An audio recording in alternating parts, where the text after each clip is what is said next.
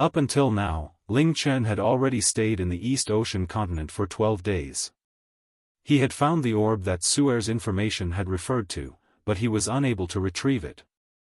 However, it wasn't as if he had no gains these past 12 days. After all, he had found the Libra orb, and found 3 treasures in the Celestial Cherry Valley. Wait, 3 treasures. These days, Ling Chen had been focusing all his time and effort into plotting against the Cherry Blossom God representative, harassing her and training. He almost forgot about the 3 treasures that he had obtained, and he took them out. The Sealed Spatial Stone. Spatial stones were incredibly powerful, and this piece was comparable to the one he had obtained in the past.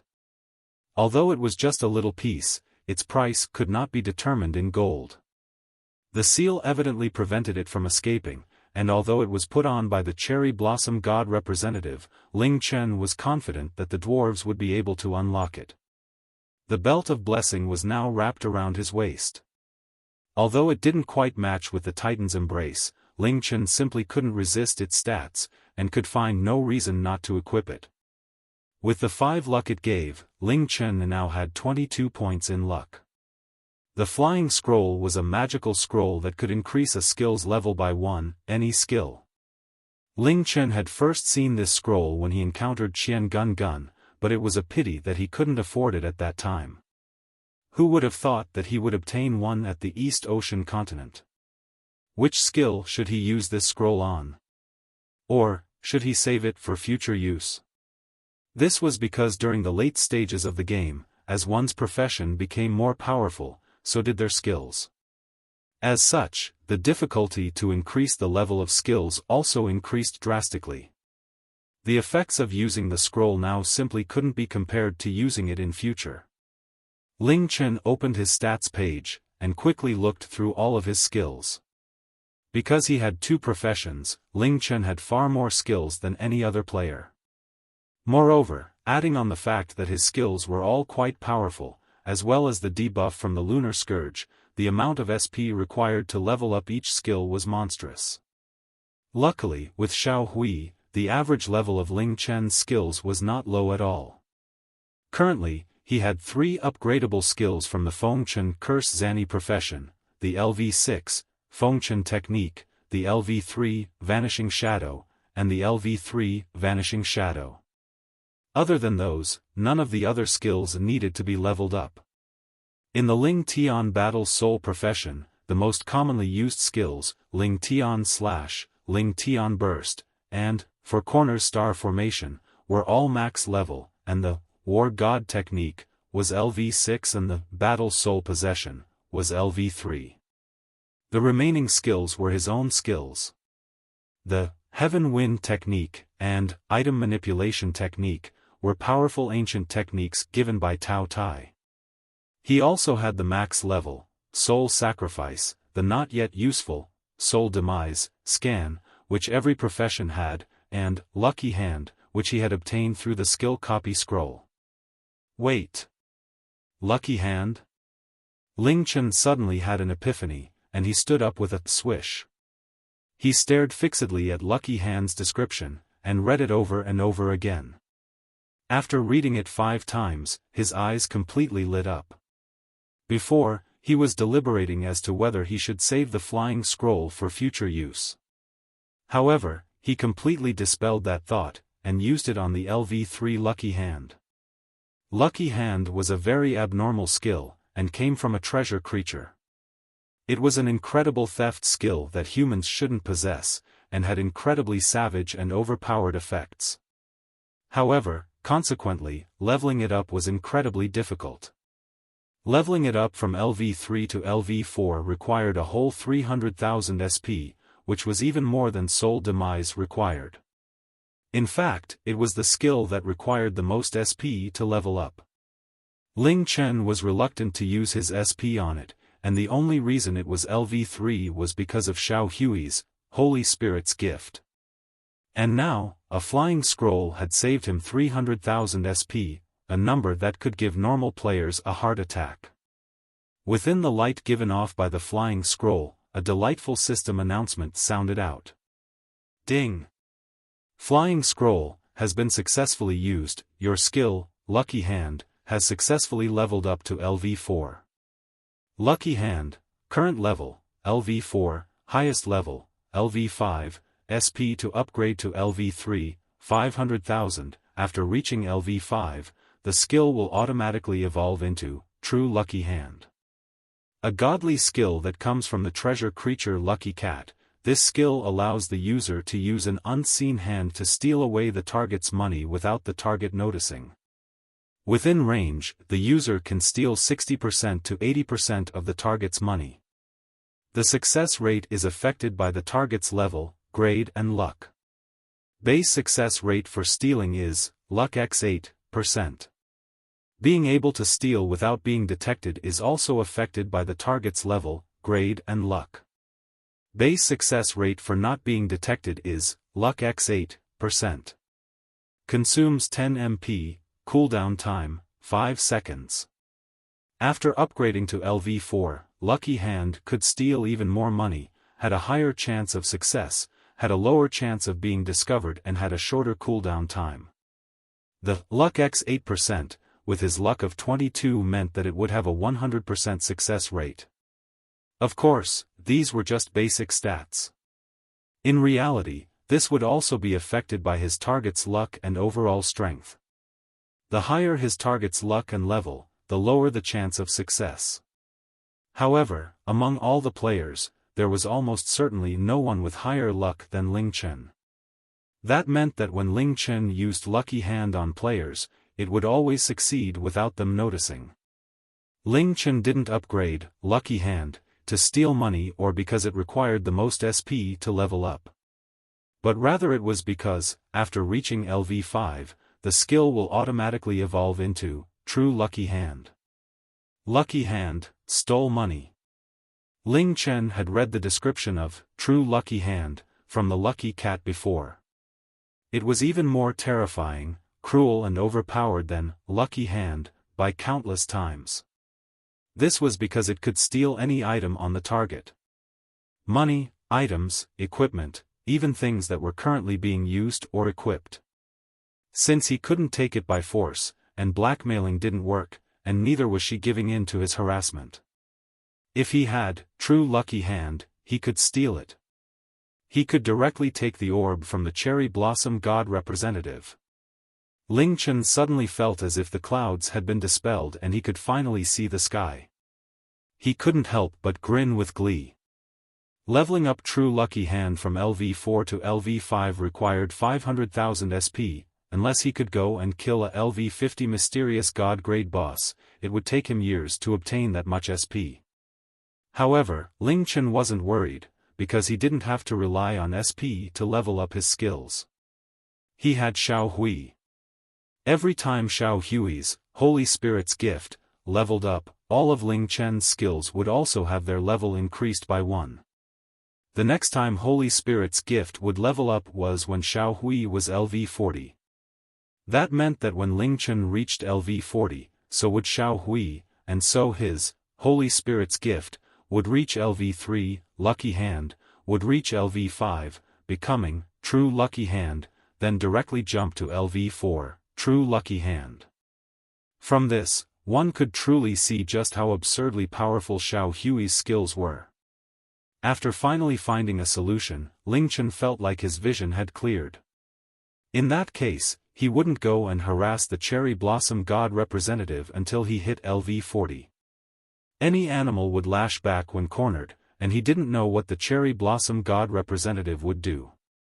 Despite being harassed again and again, she didn't leave. That meant that there was something preventing her from leaving. She was probably guarding something. If he really pushed her past her limit and she notified the Moon God clan, the situation would be out of his control. His goal now was to quickly reach LV40. During his stay in the East Ocean continent, Ling Chen had been quite lazy, and gained less than 2 levels in total. Currently, he was at LV31, and was 15% away from LV32. If he put all his effort into training, he would be able to upgrade to LV40 in half a month.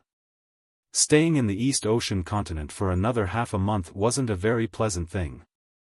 As such, in order to quickly leave this place, he would have to quickly level up. The first time Ling Chen had gone to the celestial Cherry Valley, he hadn't used a spatial orb. Instead, he had rode on his mount and walked. As such, he knew the general areas of where the monsters were, as well as which areas were suitable for him. He summoned his mount and rode towards the north. Will killing monsters help me level up faster or killing players?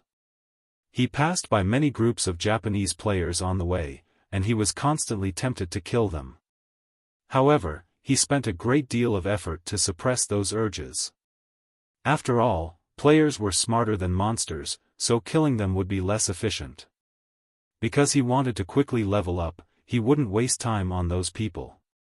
After stealing the orb from the Cherry Blossom God representative, then he would do as he pleased.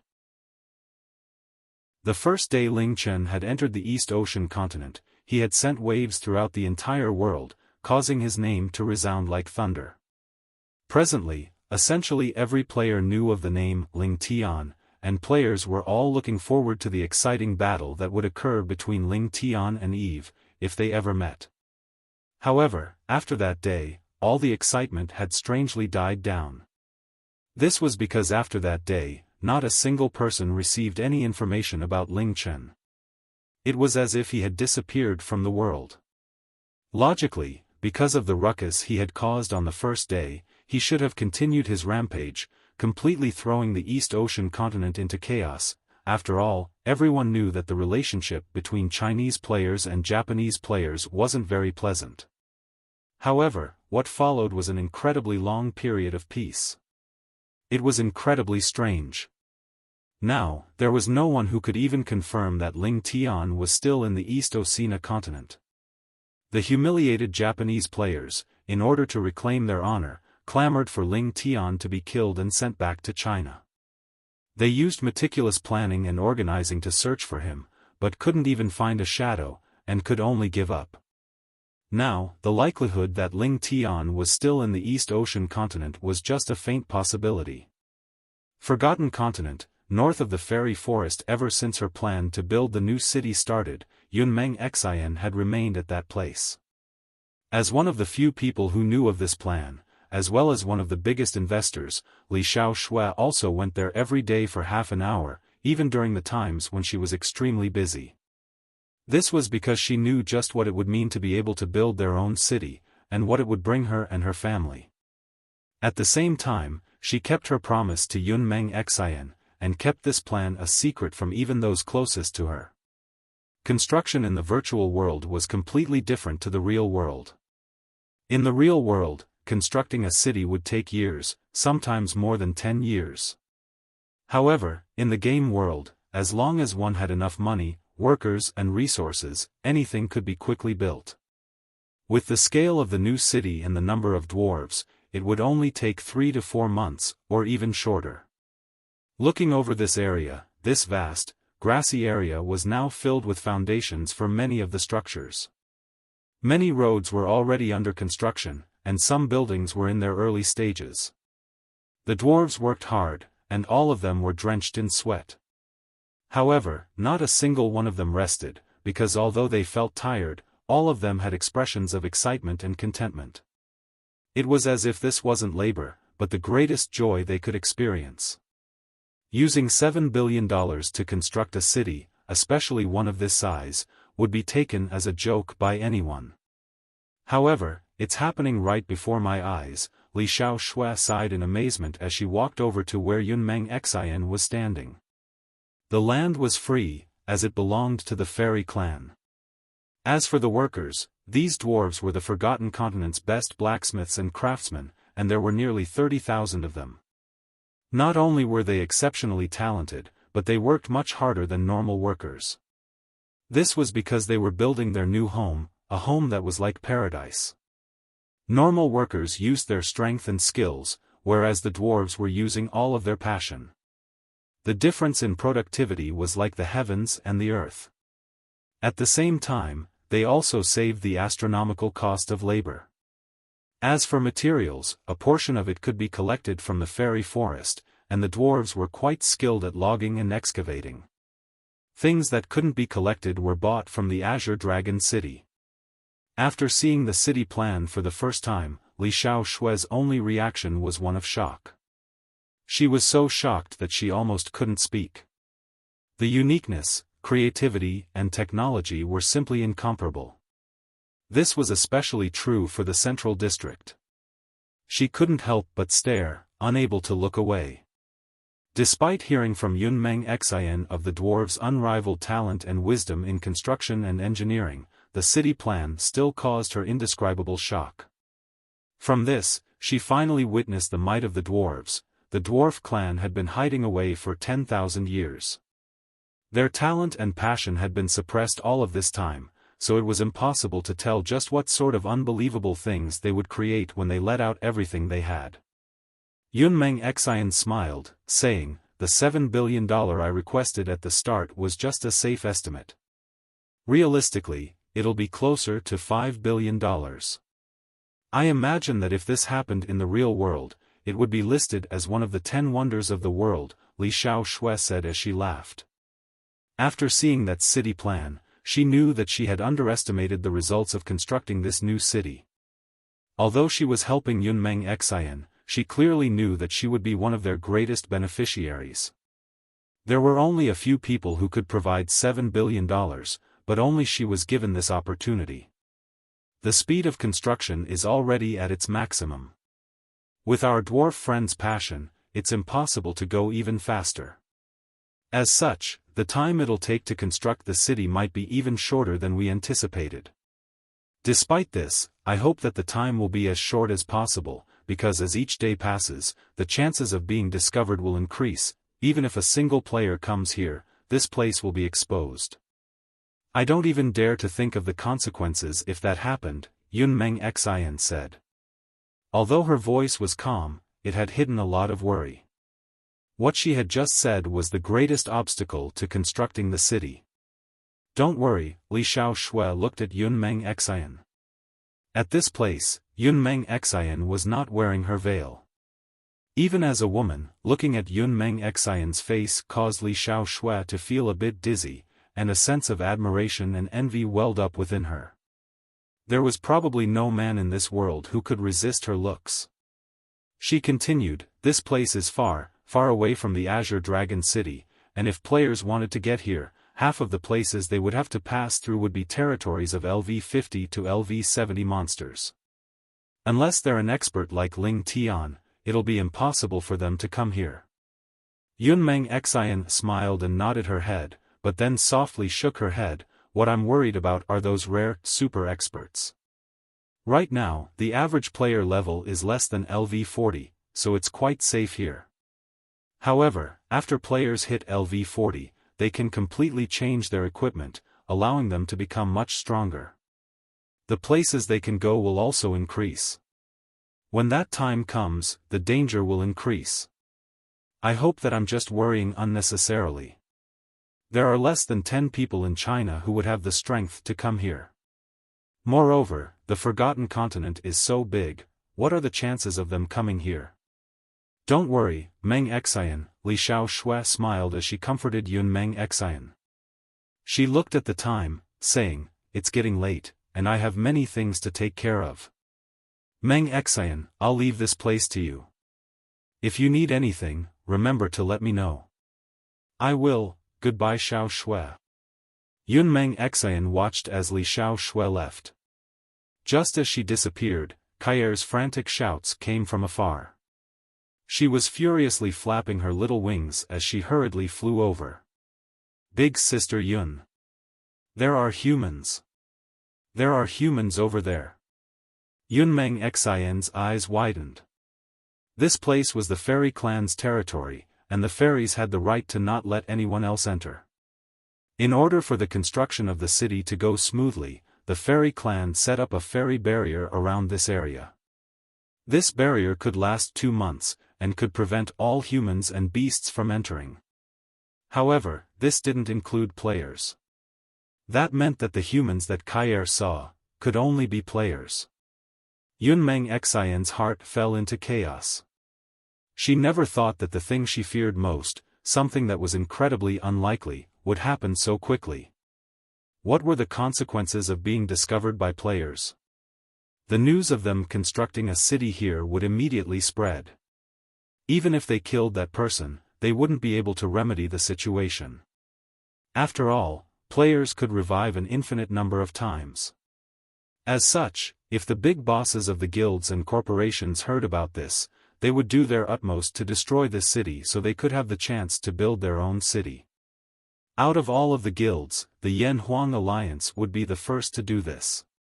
Although players would find it difficult to travel from the Azure Dragon City to this place, as long as a single player could make it to here and purchase teleport scrolls from a nearby town, they could mass transport more and more players.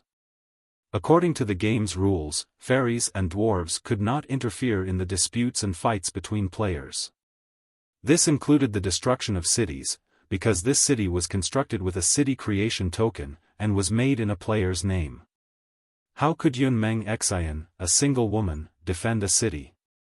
She had to think of something so that this secret would not be divulged.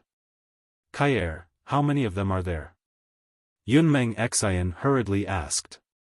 2 of them. Kair felt how anxious Yun Meng Xian was feeling. She heard her dad say that they couldn't allow anyone to find out about this matter, otherwise there would be dire consequences. As such, she began to worry as well. Where are they? Take me there immediately. Over there. They've already come over. Without Yun Meng Xian needing to move, and amidst Kair's surprised cry, 2 people appeared in her vision.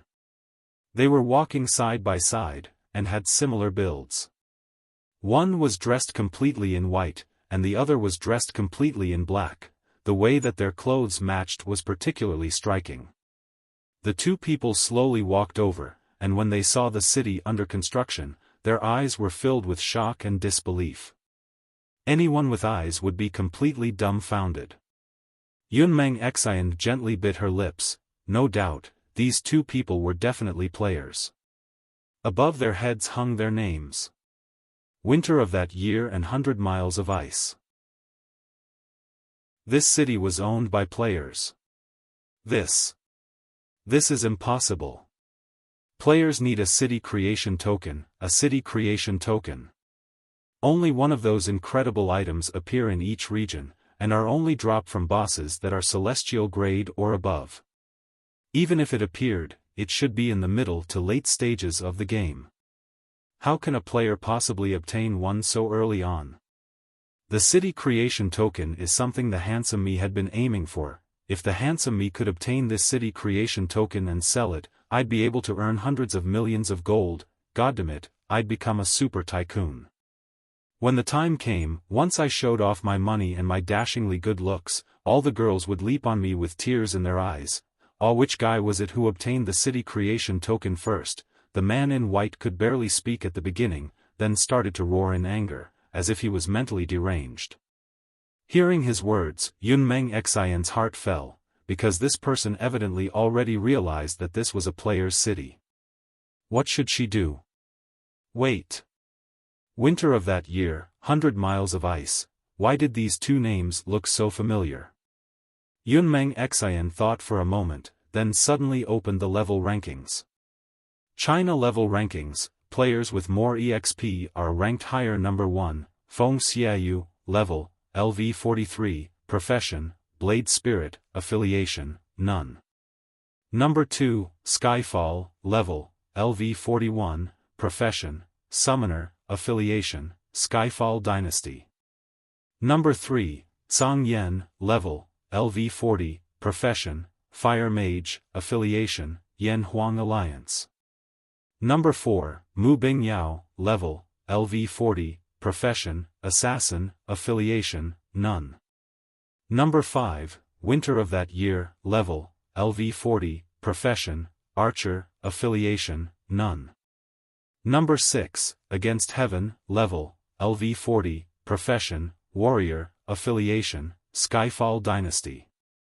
Number 7, Xiao Qiu Feng, level, LV 40, profession, warrior, affiliation, Battle Soul Alliance. Number 8, 100 Miles of Ice, level, LV 40, profession, warrior, affiliation, none. Number 9, Demon Earl, level, LV40, profession, Thunder Mage, affiliation, Yan Huang Alliance. Number 10, Guiya, level, LV40, profession, assassin, affiliation, the Dark Knight. In the level rankings, the Sword Emperor Feng Xiaoyu held an overwhelming lead in first place, and was also first place in all of Asia. Moreover, she had no affiliation, showing that she had left the Yan Huang Alliance.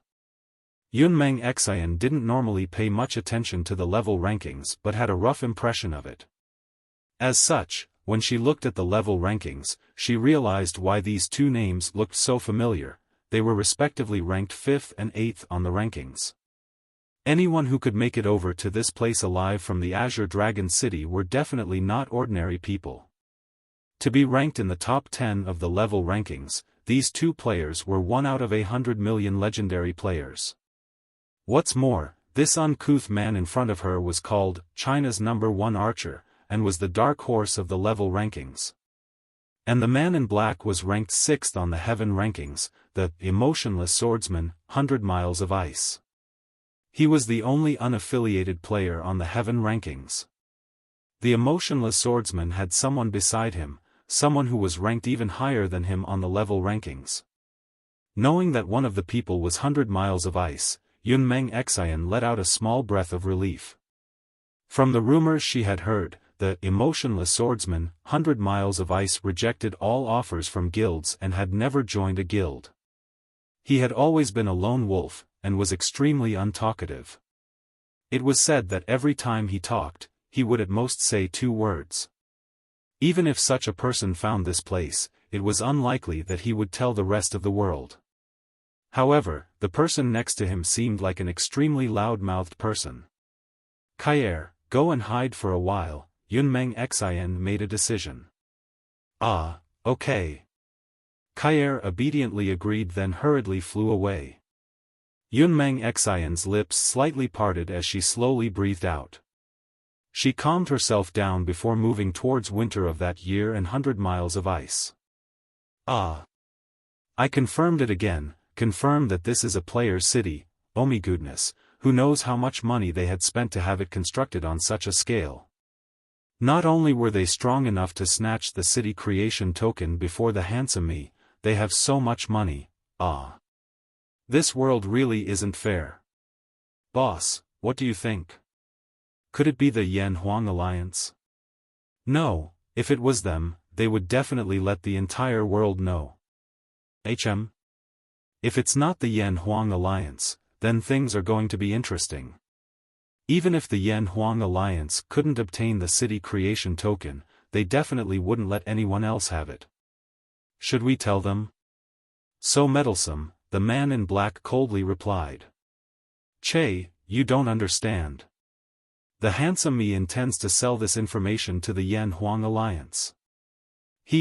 I'm sure they'd be willing to pay a high price for this sort of shocking information. I bet even tens of thousands of gold wouldn't be impossible. Idiot. You're the idiot. When has the handsome me ever been wrong in business matters? When this handsome me has enough money, Winter of that year couldn't finish his sentence, as if something was stuck in his throat.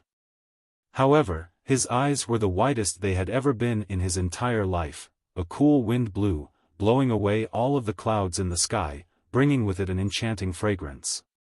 His world changed as he saw an incredibly beautiful face, one that was sculpted by the heavens itself. The beautiful woman was walking closer and closer. She was wearing a jade-green skirt, her eyes clear as water and skin pale as frost. He simply couldn't drag his eyes away from her body, as if his very soul had left his body and floated to who knows where. As she walked even closer, he could hear her light footsteps, which sounded like a beautiful rhythm. Beauty, no, celestial beauty, no, goddess, a goddess of the heavens. Looking at this devastatingly beautiful face, the man in white felt as if his soul had been stolen, and almost couldn't even feel his own existence. He had met quite a few beauties, there were those with beautiful faces, those with beautiful bodies, but all of them paled in comparison to this woman. Whenever he saw a beauty, he would look at them with a vulgar look, and would often shamelessly go up and flirt. Of course, his lewd and vulgar expression caused every attempt of his to fail miserably. Looking at the woman in front of him, he could only stare. Forget going up to flirt, he couldn't even say a single word. He even began to wonder if he was dreaming. How could this sort of beauty exist? Let alone winter of that year, even the stony-faced emotionless swordsman stared at Yunmeng Xian for a whole 5 seconds before rapidly averting his gaze, not daring to continue looking at her. Lust was the root of 10,000 evils and 100 taboos. Originally, he thought that with the strength of his heart, there was no woman who could move his heart. However, today he had truly experienced what it meant to have devastating beauty. "Excuse me, are these two friends from the Azure Dragon City?" A heavenly voice broke the awkward silence. Yunmeng Xian smiled as she spoke in front of winter of that year and 100 miles of ice. A ray of sunlight seemed to have pierced through the clouds and cover her body, making her seem like a real goddess. Currently, Yunmeng Xian was not wearing her veil, and it was the first time she had revealed her face to players who were strangers ever since entering the game world. She knew the charm of her looks, and knew that they were a massive asset to her. However, she had never been arrogant or used them for her own personal gain. In order to avert the crisis of this new city, she decided to use the most effective weapon she had against men. The effects were even better than she had expected. Winter of that year and 100 miles of ice did not reply for a while after Yunmeng Xian spoke. Only after more than 5 seconds did winter of that year suddenly come back to life, as if he had just woken up from a dream. "Goddess, goddess, no, beauty, hello. I am, he, 100 miles of ice grimaced. If there was a crack in the ground, he would have dived in immediately. China's #1 archer, the 5th-ranked expert on the level rankings, was acting in such an embarrassing manner. No one could take such a thing. Yunmeng Xian smiled, making winter of that year feel like the entire world had become a bit brighter. "These two friends, as you have seen, were currently constructing a city here. And I am the owner of this city." 100 miles of ice's eyebrows shot up. Oh. Winter of that year's mind evidently couldn't accept this. The beautiful face in front of him caused his head to spin and threw his emotions into turmoil. He knew that he would never be able to forget about this person for the rest of his life. Not only was she beautiful to the extreme, her every word and action contained a sense of elegance and nobility, so much so that he couldn't even fathom having dirty thoughts towards her. To be able to see this sort of goddess was the most fortunate thing in his life. How could he have any impure thoughts towards her? Hearing Yunmeng Xian's words, he stuttered, This is your city. Your city. That's right. If you don't believe me, look around. Can you see any other players?" Yunmeng Xian asked smilingly. "These two friends, constructing a city is a very important and secretive matter. You are the first ones to discover this secret. If this matter was spread, there would be very grave consequences, so, can you please keep this a secret as well? Please." Yunmeng Xian spoke incredibly softly, with a pleading look on her face. To be begged by a goddess-like woman, winter of that year felt his body uncontrollably shaking. He had lost most of his reason long ago, and rapidly nodded, Of course. The handsome me. I will definitely not reveal this secret. Definitely not. Ah, boss, we definitely won't tell anyone about this, right? If we tell anyone, then we'll never be able to find a wife. We won't, 100 miles of ice curtly replied. He was much calmer than winter of that year. The woman in front of him was shockingly beautiful, and also, she was the one in charge of the city. It was simply unbelievable. What sort of monster was she? However, he wasn't a meddlesome person. Even if Yunmeng Xian hadn't begged him, he wouldn't have told anyone. And in truth, this really was a massive matter. Yunmeng Xian smiled, gratefully replying, "Thank you so much." "No. No worries. No worries at all. Keeping this a secret is what we should be doing." Winter of that year rapidly waved his hand. God damn, being thanked by this goddess made him feel like he was dreaming. Beating his chest, he said, "Goddess, no, big sister beauty, you definitely can't let anyone else know about this matter, especially the Yan Huang Alliance. Otherwise, they'll definitely try to stop you. Since we've met by fate, we'll definitely help you. Not only will we keep this place a secret, we'll also stop other people from finding out about this secret. 10 kilometers to the north, there's a small town. Everyone has to pass through that place before getting here. Since boss and I don't have much to do, from today until Big Sister Beauty finishes constructing the city, we'll stand guard there. If any other players come, we'll chase them away, and if they won't leave, we'll directly kill them. We won't allow anyone to come here." In front of such beauty, Winter of that year's emotions were thrown into chaos. His head had overheated and his rationality plummeted, until it became a negative value. He didn't even know the name of the beauty in front of him, and yet he had thrown out such a massive promise. Just this promise alone turned China's #1 archer and the emotionless swordsman into free workers for the new city. 100 Miles of Ice's shoulders shuddered. If Yunmeng Xian wasn't right there, he would have slapped that idiot a few times. Why were beautiful women called the root of all trouble? Winter of that year's reaction was exactly the answer. If it was a man or a woman with ordinary looks, his brain definitely wouldn't have exploded like that. Yunmeng Xian's eyebrows became slightly raised. It wasn't likely that players would come here anytime soon, but with these two super experts in the top 10 of the level rankings, the situation would be much safer. How could she refuse such a good offer? She replied, "Really? Thank you so much, this will be a big help to me. I'll remember your favor forever. After the city is built, you'll both be VIPs of the city." Hearing those words from this goddess-like woman, Winter of that year felt almost as if he was floating. He had never felt so mighty and important before in his life. He once again beat his chest, confidently saying, "Big Sister Beauty, don't worry. Leave this to me and the boss.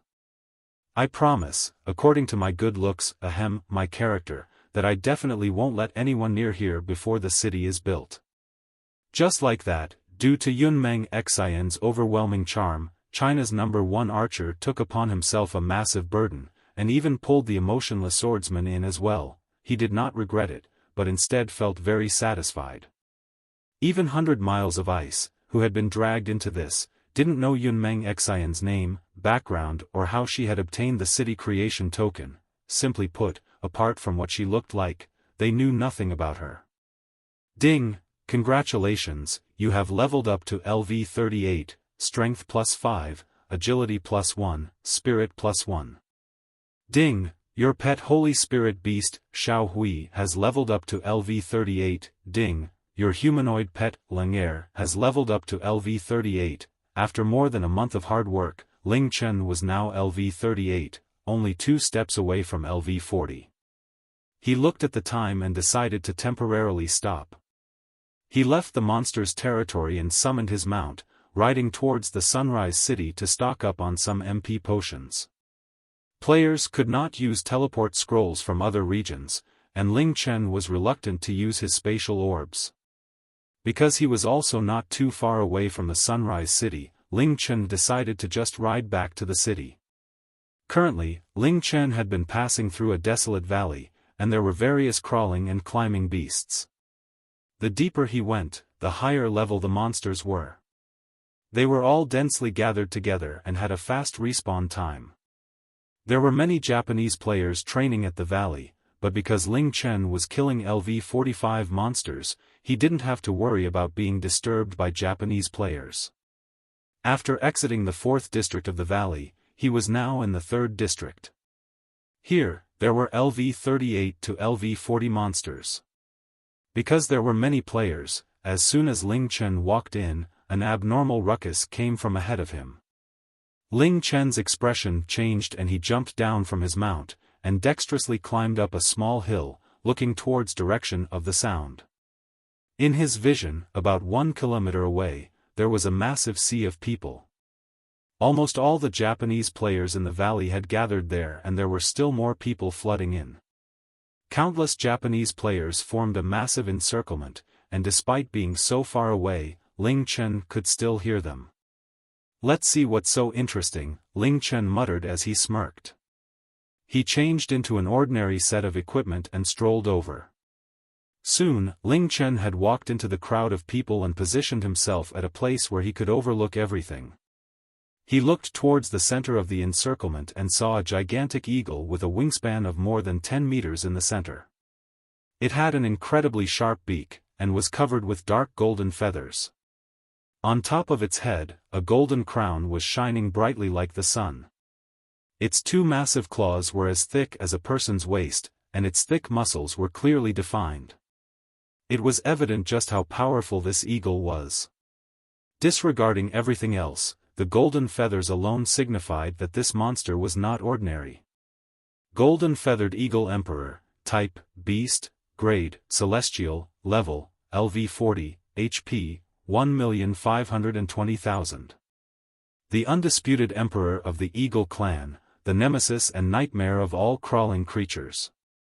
It has only semi-matured, but already possesses terrifying strength. It can easily crush large rocks with its beak, and its massive wings can create fearsome gales. It is proud and aloof, but because its body is too big, it is not very proficient at flying. Passive abilities: 30% resistance to physical attacks, 60% resistance to wind element attacks, 30% resistance to water, fire and earth element attacks, 30% chance to land critical hits with its physical attacks and 40% chance to land pierce hits.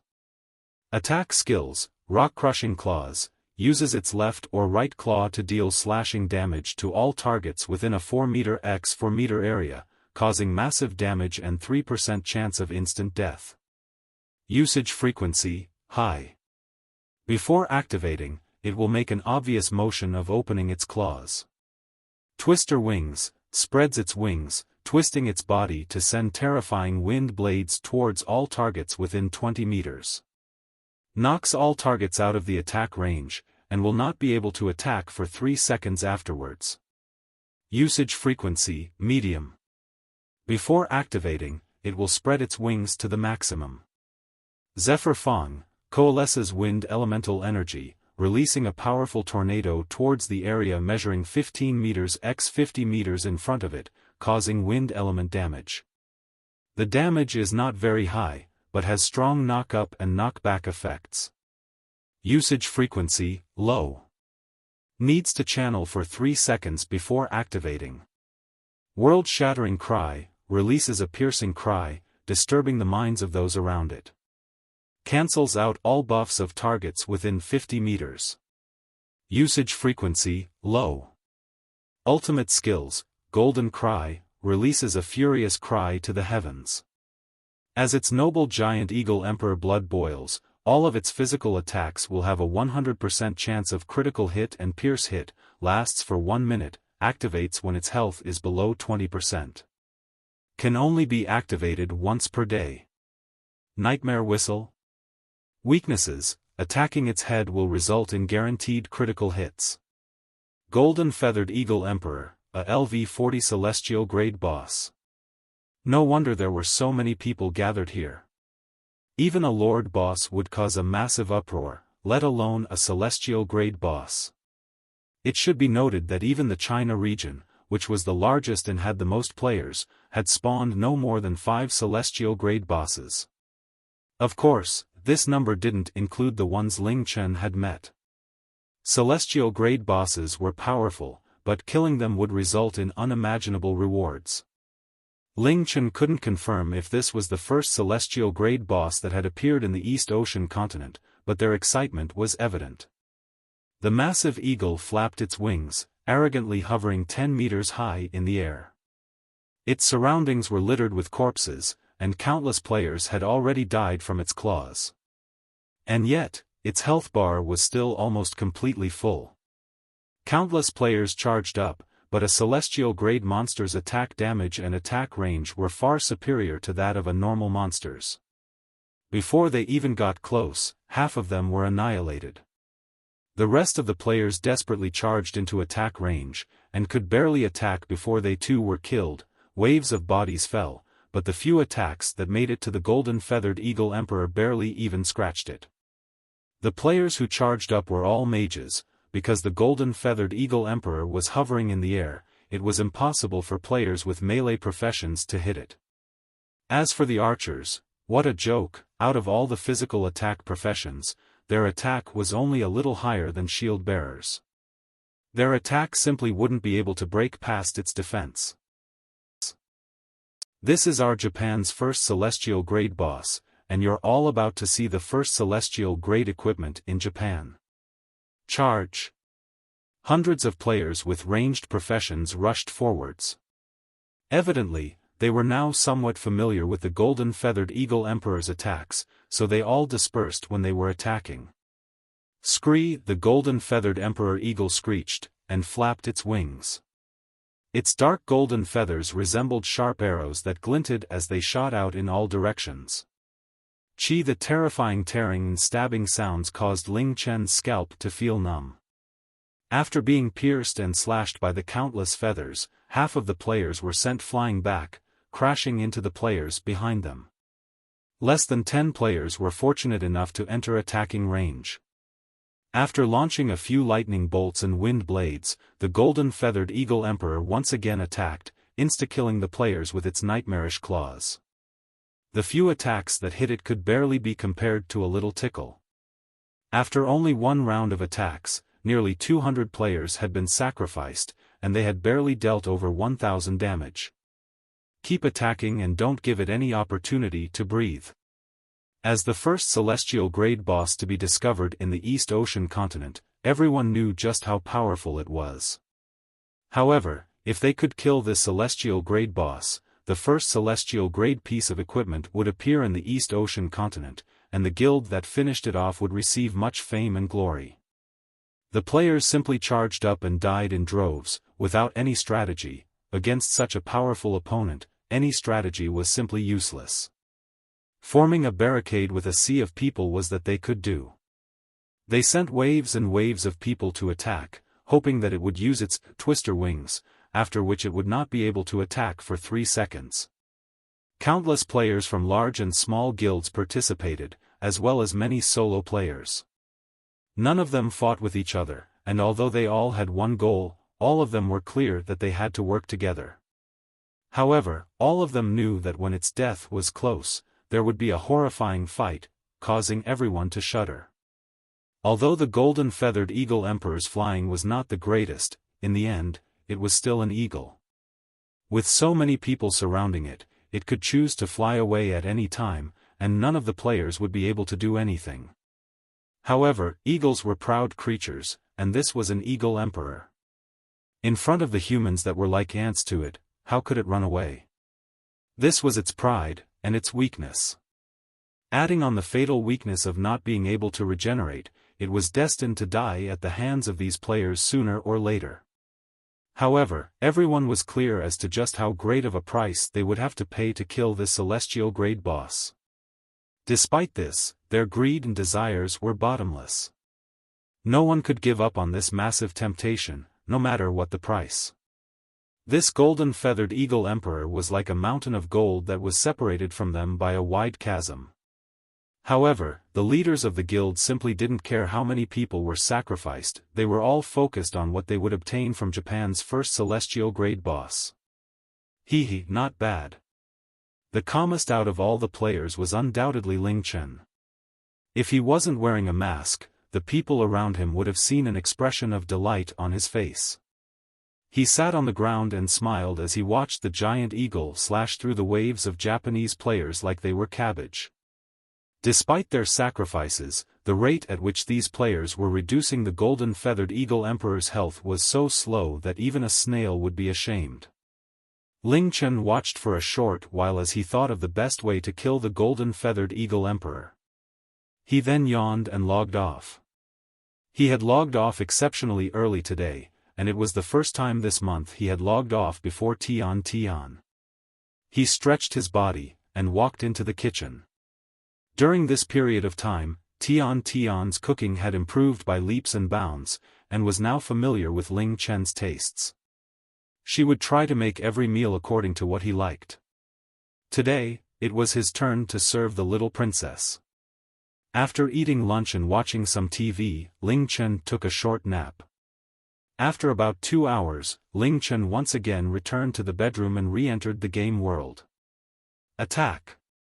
No matter how many people we sacrifice, we have to take it down. It's nearly at half of its HP, we're getting closer and closer to victory. We have to record this battle from every angle so all Japanese people can witness this glorious battle. Warriors, shield bearers and assassins, go and attract its attacks. Attackers, stay behind them. Don't think about staying alive, just charge. Even if you can attack it once, you'll be a hero. Ling Chen appeared where he had logged off, and as soon as he appeared, his ears were assaulted by the yelling. The golden-feathered eagle emperor was still there, but had moved tens of meters away. It was still surrounded by countless players' corpses and even more players were charging up. As it screeched in fury, waves of players would die almost every second. The HP bar above its head was now about half empty. Ling Chen immediately summoned Xiao Xue to inspect the golden-feathered eagle emperor's HP, 790 for 23/1-520-000. It still had approximately 52% of its HP. In 2 hours, after repeated assaults from the players, the golden-feathered eagle emperor's HP had been reduced by nearly half. However, the price was the sacrifice of countless players. The higher the players' levels were, the harder it was for them to level up. Dying meant that days of hard work would go to waste, and would result in a big guild's overall strength decreasing. Despite this, as long as they could kill this celestial-grade boss, everything would be worth it. Ling Chen tapped his chin and silently smiled. He slowly walked over to the sea of people and activated Broken Shadow. After increasing his movement speed by 10 times, Ling Chen became a wild gale. This allowed him to blast through the densely packed crowd, causing many Japanese players to cry out. As he ran, he changed back into his own equipment, and gripped his strongest weapons in his hands as he charged towards the golden-feathered eagle emperor. All that the Japanese players could see was a blur rushing towards the golden-feathered eagle emperor. It was simply too fast, and they were unable to see who it was. In the blink of an eye, Ling Chen had rushed past countless people, and arrived under the golden-feathered eagle emperor. He didn't even acknowledge the attack from its huge claws as he lifted the twilight spear, causing a blinding ray of light to appear in everyone's vision. Moment of elegance. Whoosh! The ray of light passed through the golden-feathered eagle emperor's body, from its claws to the top of its body. -9,410. A single attack had dealt the amount that would require countless lives of Japanese players to be sacrificed. Ling Chen landed on the golden-feathered eagle emperor's back and leapt forwards like a streak of lightning, steadily standing on its neck. At this moment, the Japanese players could see who this person was, and they all cried out in dismay. Ling Tian. It's that Ling Tian. It's Ling Tian. He's still in the East Ocean continent. He actually jumped onto that massive eagle's back. Does he have a death wish? As the Emperor of Giant Eagles, the golden-feathered eagle emperor erupted into fury when the human stepped onto its back. Just as it was preparing to violently shake the human off, a ball of silver light erupted out from Ling Chen's body, freezing it in place. Soul Sacrifice. Battle Soul Possession. With Moon Shadow freezing the golden-feathered eagle emperor in place, Ling Chen stood on its neck as he looked at the dumbfounded Japanese players. He instantly activated all his buffs, entering his strongest state, and sent 2 of his strongest skills mercilessly smashing towards its head, 1,000 kg rend. For corners star formation. Boom! Great Ravager's strongest strike and the Battle Soul Profession's strongest attack simultaneously hit the golden feathered eagle emperor's head, its weak point, and created a thundering explosion. 501-904313-690. Author's note: were those numbers quite shocking? There was nothing wrong with them. This was how they were calculated: 2413, basic attack power, x 130%, heavenly wine technique, x 500%, soul sacrifice, x 200%, battle soul possession, x 200%, critical hit, XX, 1000 kg rend 500%, for corner star formation 800%, equals. Go calculate for yourself. With an overpowered skill like soul sacrifice, insta-killing lord bosses is child's play, so I decided to get rid of it, and replace it with an even more overpowered one. That scene, that strike, that massive explosion, those two massive damage figures, almost every single player watching wondered if there was something wrong with their eyes. The golden feathered eagle emperor's HP instantly fell to 0 and Moon Shadow's effects ended. It let out a piercing cry and stretched out its wings, then powerlessly fell to the ground. A light flashed and large amounts of items fell to the ground. There were white ones, gold ones, silver ones, yellow ones, almost blinding the players around. There was such an abundance of loot due to this monster being a celestial grade boss. Ding! You have successfully killed the LV-40 celestial grade boss Golden Feathered Eagle Emperor, Fame plus 4000, SP plus 4000.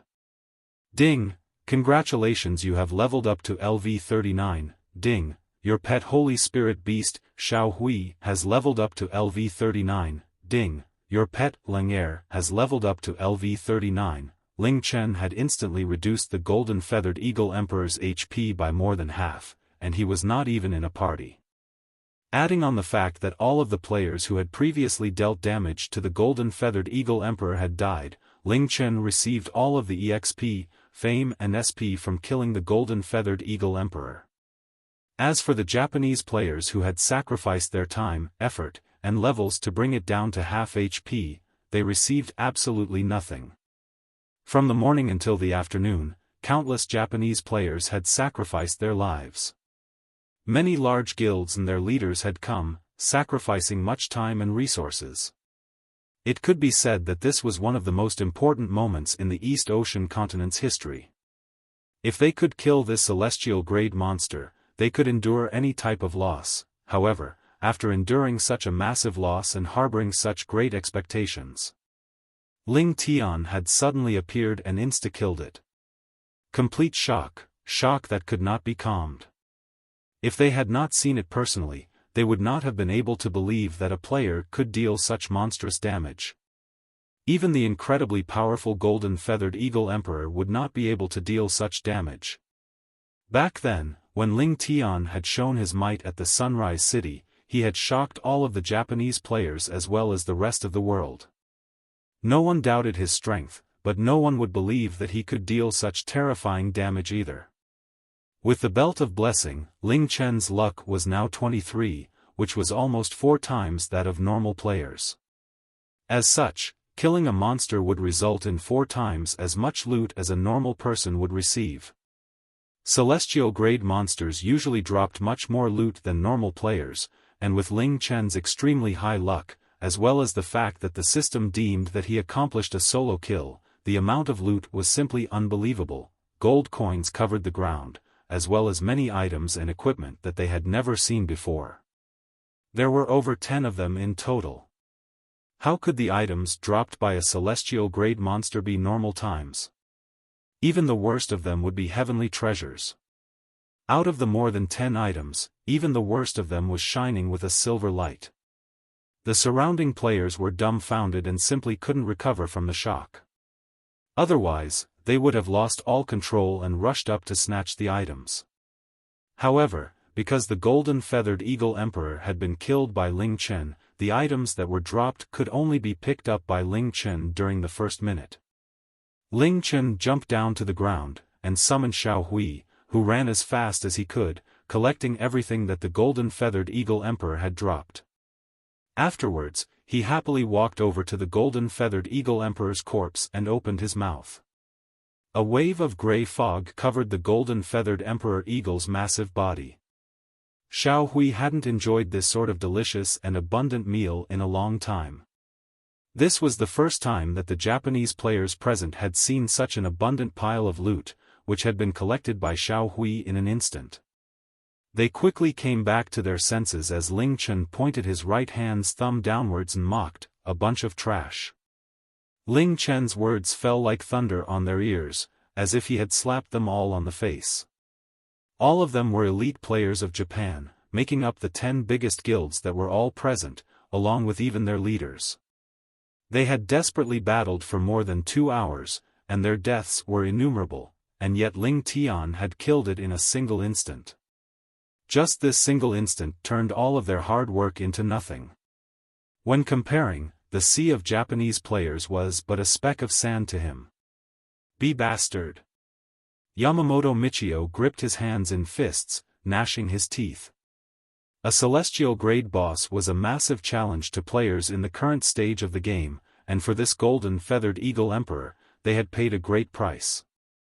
The unsetting sun had sacrificed thousands of people, and Yamamoto Michio never expected such an outcome. After expending so much effort and resources, a single attack from Ling Tian had turned them into a massive laughingstock. All the players who had participated in this battle felt a fire burning in their chests and their anger had reached extreme heights. After putting in so much effort and sacrificing so much, they had not reaped even a bit of benefit.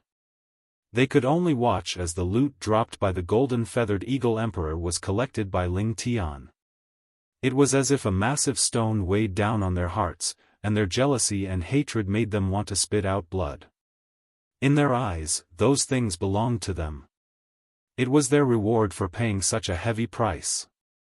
Just as the Japanese players' fury was about to explode, a loud system announcement sounded out. "Ding! Server announcement. All Japanese players, please be aware that the East Ocean continent's only city creation token has been obtained by China's player Ling Tian. Please retrieve it as soon as possible, otherwise Japanese players will lose the right to create a city. Ding! Server announcement. All Japanese players, ding! Server announcement.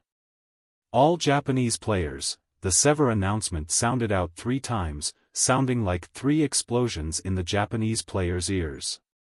This was because it had mentioned the 3 words that could cause any region's players to go crazy: city creation token.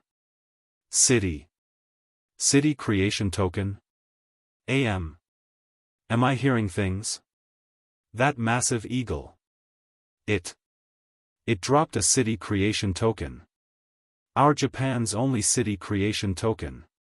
It was taken away by Ling Tian.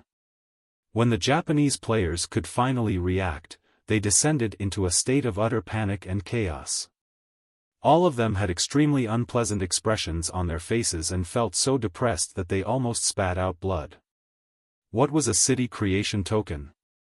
Only one of them dropped in every region, and it was the only thing that could allow players to build a city. It wasn't an exaggeration to say that it was the most valuable thing a player could obtain in a virtual game. It was so valuable that it simply couldn't be given a price. To be able to obtain a city creation token was every large guild's goal and dream. And now, the city creation token had appeared, and so early on at that. However, it had fallen into the hands of a Chinese player. The most important thing to all Japanese players had been obtained by China's Ling Tian. This massive blow made the Japanese players all feel dizzy, and their eyes became red as their blood began to boil. They immediately forgot about how terrifying Ling Tian was, as well as the trauma he had left in them. They only wanted to retrieve the city creation token from him at all costs. If they couldn't take it back from him, the Japanese players would never be able to construct their own city. This was an extremely shameful and unacceptable outcome. Hearing the system announcement, Ling Chen was also shocked. He hurriedly opened his bag and looked through it, and took out a golden token. On the front was engraved the word, "Command." Ling Chen was speechless. He had obtained China's city creation token from the Heaven's End Grade Mountain Giant. And now, he had killed a LV-40 celestial grade boss in the East Ocean continent and obtained the Japanese city creation token. His luck was simply ridiculous. He sighed in awe, and looked at the golden token in his hand. Ling Chen felt utterly ecstatic. He had received such a grand gift from the East Ocean continent. How could he accept this big gift? Looking at the golden token in Ling Chen's hands, the Japanese player's eyes almost jumped out. The sea of players started to close in around Ling Chen, locking him in the middle of a massive encirclement. All of them gripped their hands into fists and breathed raggedly as they stared, fixated on the golden token in Ling Chen's hands. As soon as the guild's leaders gave the order, they would rush at him madly. No one act rashly. Yamamoto Michio immediately yelled out. After Ling Chen killed the golden feathered eagle emperor, his organs had nearly exploded in anger. And now, seeing the city creation token in Ling Tian's hands, he simply wanted to rip him into pieces. However, he wasn't stupid. He remembered how Ling Tian had toyed with countless Japanese players at the Sunrise City. Yamamoto Michio suppressed his anger and walked out of the crowd of players, and stood in front of Ling Chen. Ling Tian. This was the first celestial grade boss in our East Ocean continent. We paid a heavy price, and just as we were about to succeed, you stole away the kill. And you even stole away our city creation token. As he spoke, Yamamoto Michio breathed heavily. Evidently, he was doing his utmost to remain calm. You should know how important a city creation token is.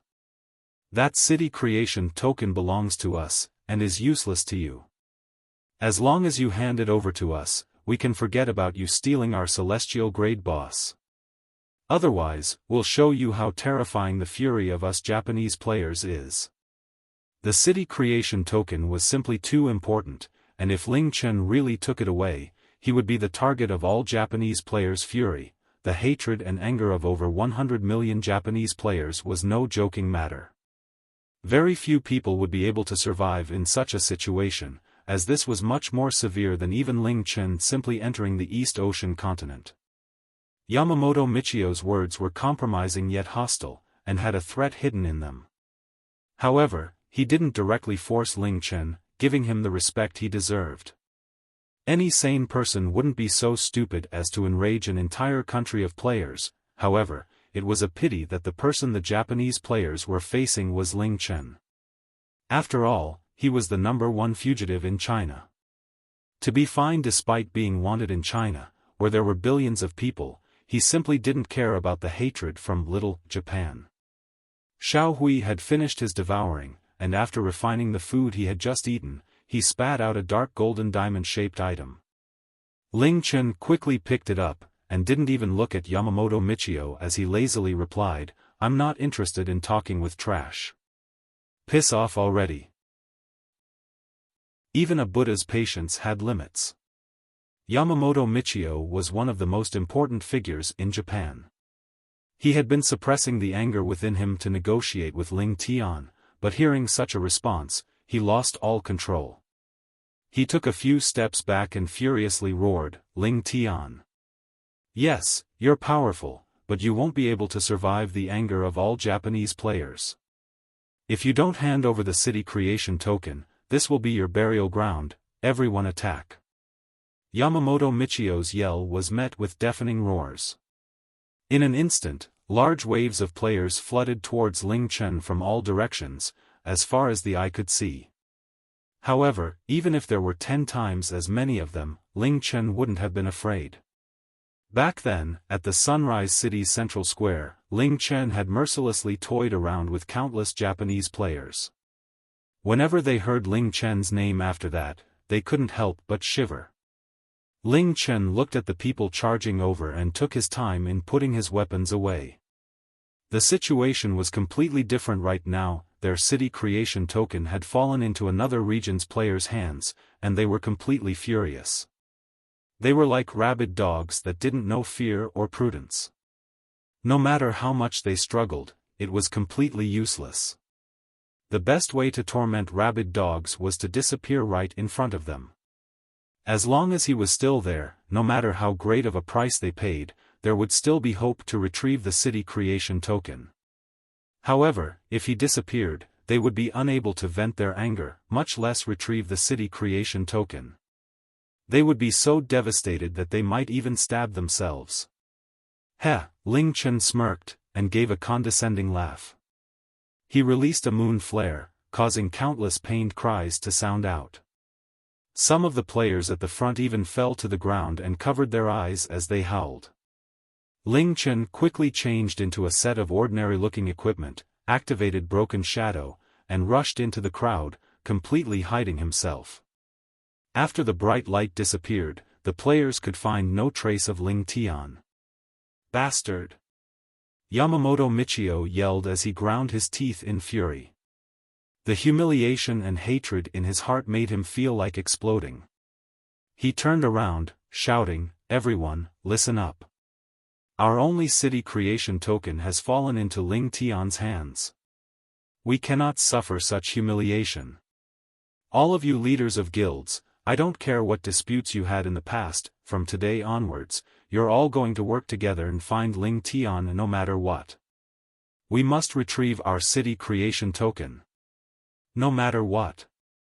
10 minutes later, Ling Chen had arrived at a secluded place, the Barren Valley's 4th district. He sat down, and started to go through the items dropped by the Golden Feathered Eagle Emperor. Golden Feather Knuckle Dusters, Type, Gauntlet, Grade, Gold, Equipment Requirements, Melee Professions above LV 40. Knuckle Dusters were made from the Golden Feathered Eagle Emperor's feathers, which are harder than steel. They are cold and heavy, and filled with killing intent. Equipping it will greatly increase one's attack power. Stats: Defense plus 30, Physical Attack Damage plus 50, Agility, 10, Critical Chance plus 3%, Pierce Chance plus 5%. Knuckle Dusters were a type of attack gauntlets. Not only did they protect one's hand, they also gave a whole 50 points of physical attack damage. This number on a gold-grade equipment was simply ridiculous. Ling Chen didn't hesitate to equip the Golden Feather Knuckle Dusters. Immediately, his hands were covered with many golden feathers which had emitted a cold light. Icy Gold Wings, Type, Cloak, Grade, Celestial, Equipment Requirements, any profession above LV 40. Made from the golden feathers that fell from the Golden Feathered Eagle Emperor over hundreds of years ago, shaped into wings by the Golden Feathered Eagle Emperor's power. If the Golden Feathered Eagle Emperor's wings break, these wings can be used to temporarily fly. It is guaranteed to be dropped after killing the Golden Feathered Eagle Emperor and will become an ownerless item. Stats: Defense plus 130, HP plus 500, Agility plus 25, Movement Speed plus 20, Wind Element Resistance plus 15%, Immunity to movement speed debuffs, evasion debuffs and hit debuffs. Bonus skill: Spread Wings, spread the golden wings and temporarily gain flight. Allows one to fly or glide at a maximum of 20 meters high in the air. Flying speed is equivalent to movement speed, and consumes 10 MP per second. Can be used to fly for a maximum of 30 minutes per day, and can be activated or deactivated at any time. Gripping the golden wings in his hands, Ling Chen's eyes lit up and he excitedly stood up with a whoosh. He hadn't been disappointed. With his super high luck and his insta-kill, the Golden Feathered Eagle Emperor had dropped a celestial grade equipment. And it was a celestial grade cloak. It was an incredibly precious cloak. This was the second cloak he had obtained after the Ghost Cloak. Compared to the silver grade Ghost Cloak, its stats were many times more superior. What made Ling Chen especially delighted was that this wing-shaped cloak gave players temporary flight. And for half an hour. Flight. With this ability, he would never have to worry about facing enemies that could fly. He would never have to worry about falling from cliffs, and it increased his survivability by many times. It could also allow him to easily cross large chasms, cliffs, etc. Its uses were simply innumerable. This was far better than anything Ling Chen had expected. Ling Chen immediately equipped the icy gold wings. A pair of dark golden wings opened up elegantly on his back. Although it was a luxurious golden color, it gave off an incredibly sharp aura. Ling Chen looked to his left and right, then looked up. His wings began to flap as he activated spread wings, and he gradually rose to the sky. This was the first time Ling Chen had experienced flying in the air, and it was unexpectedly pleasant. He didn't feel disorientated or tired, and the satisfaction he felt almost made him sigh in pleasure. He rotated his body a few times, and spreading out the wings again, he sent out a gust of cold wind. Ling Chen closed his eyes, deeply inhaling and exhaling. The air up here was very different to on the ground. Your granddaddy can fly, ha ha ha. There was a strict limit on the amount of time he could spend in the air, so Ling Chen did not dare to waste any more of that time. He descended, and continued to go through the rest of his spoils of war. The golden feathered eagle emperor had dropped 13 pieces of equipment. One was the celestial grade cloak, and there were 4 other gold grade equipment and 8 silver grade equipment. Most were equipment for magicians and assassins, and the only ones that Ling Chen could use were the golden feather knuckle dusters and the icy cold wings. As for the items, there was nothing that really moved Ling Chen, except the city creation token. After going through the items dropped by the golden feathered eagle emperor, Ling Chen took out a golden bead, the thing that Xiao Hui had spat out after devouring the golden feathered eagle emperor.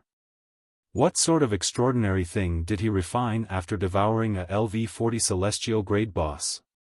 Spirit stone, a mysterious stone that can calm a person's spirit and can be easily dissolved in water. After consuming, comprehension +3 permanently. Comprehension +3 permanently. Ling Chen couldn't help but sigh in awe, and unhesitatingly popped it into his mouth. Just as the icy feeling touched his tongue, it completely dissolved. Comprehension was something that he desperately needed. The main use for comprehension was to unlock additional profession skills. The reason Ling Chen had so many skills was because of his extremely high comprehension. At the same time, the duration of his Feng Chen curses were directly linked to his comprehension. Every bit of comprehension he gained would increase the effectiveness of his curses. Ding, you have consumed a spirit stone, comprehension +3. Ding, your comprehension is above 20, one of the 3 forbidden Feng Chen murdering heart curses, Soulstealing curse, will be unlocked. After consuming the spirit stone, Ling Chen's comprehension had reached 21. A system announcement sounded out in his ears, causing him to pause in shock. 3 forbidden Feng Chen curses? What was that? Forbidden Feng Chen curse?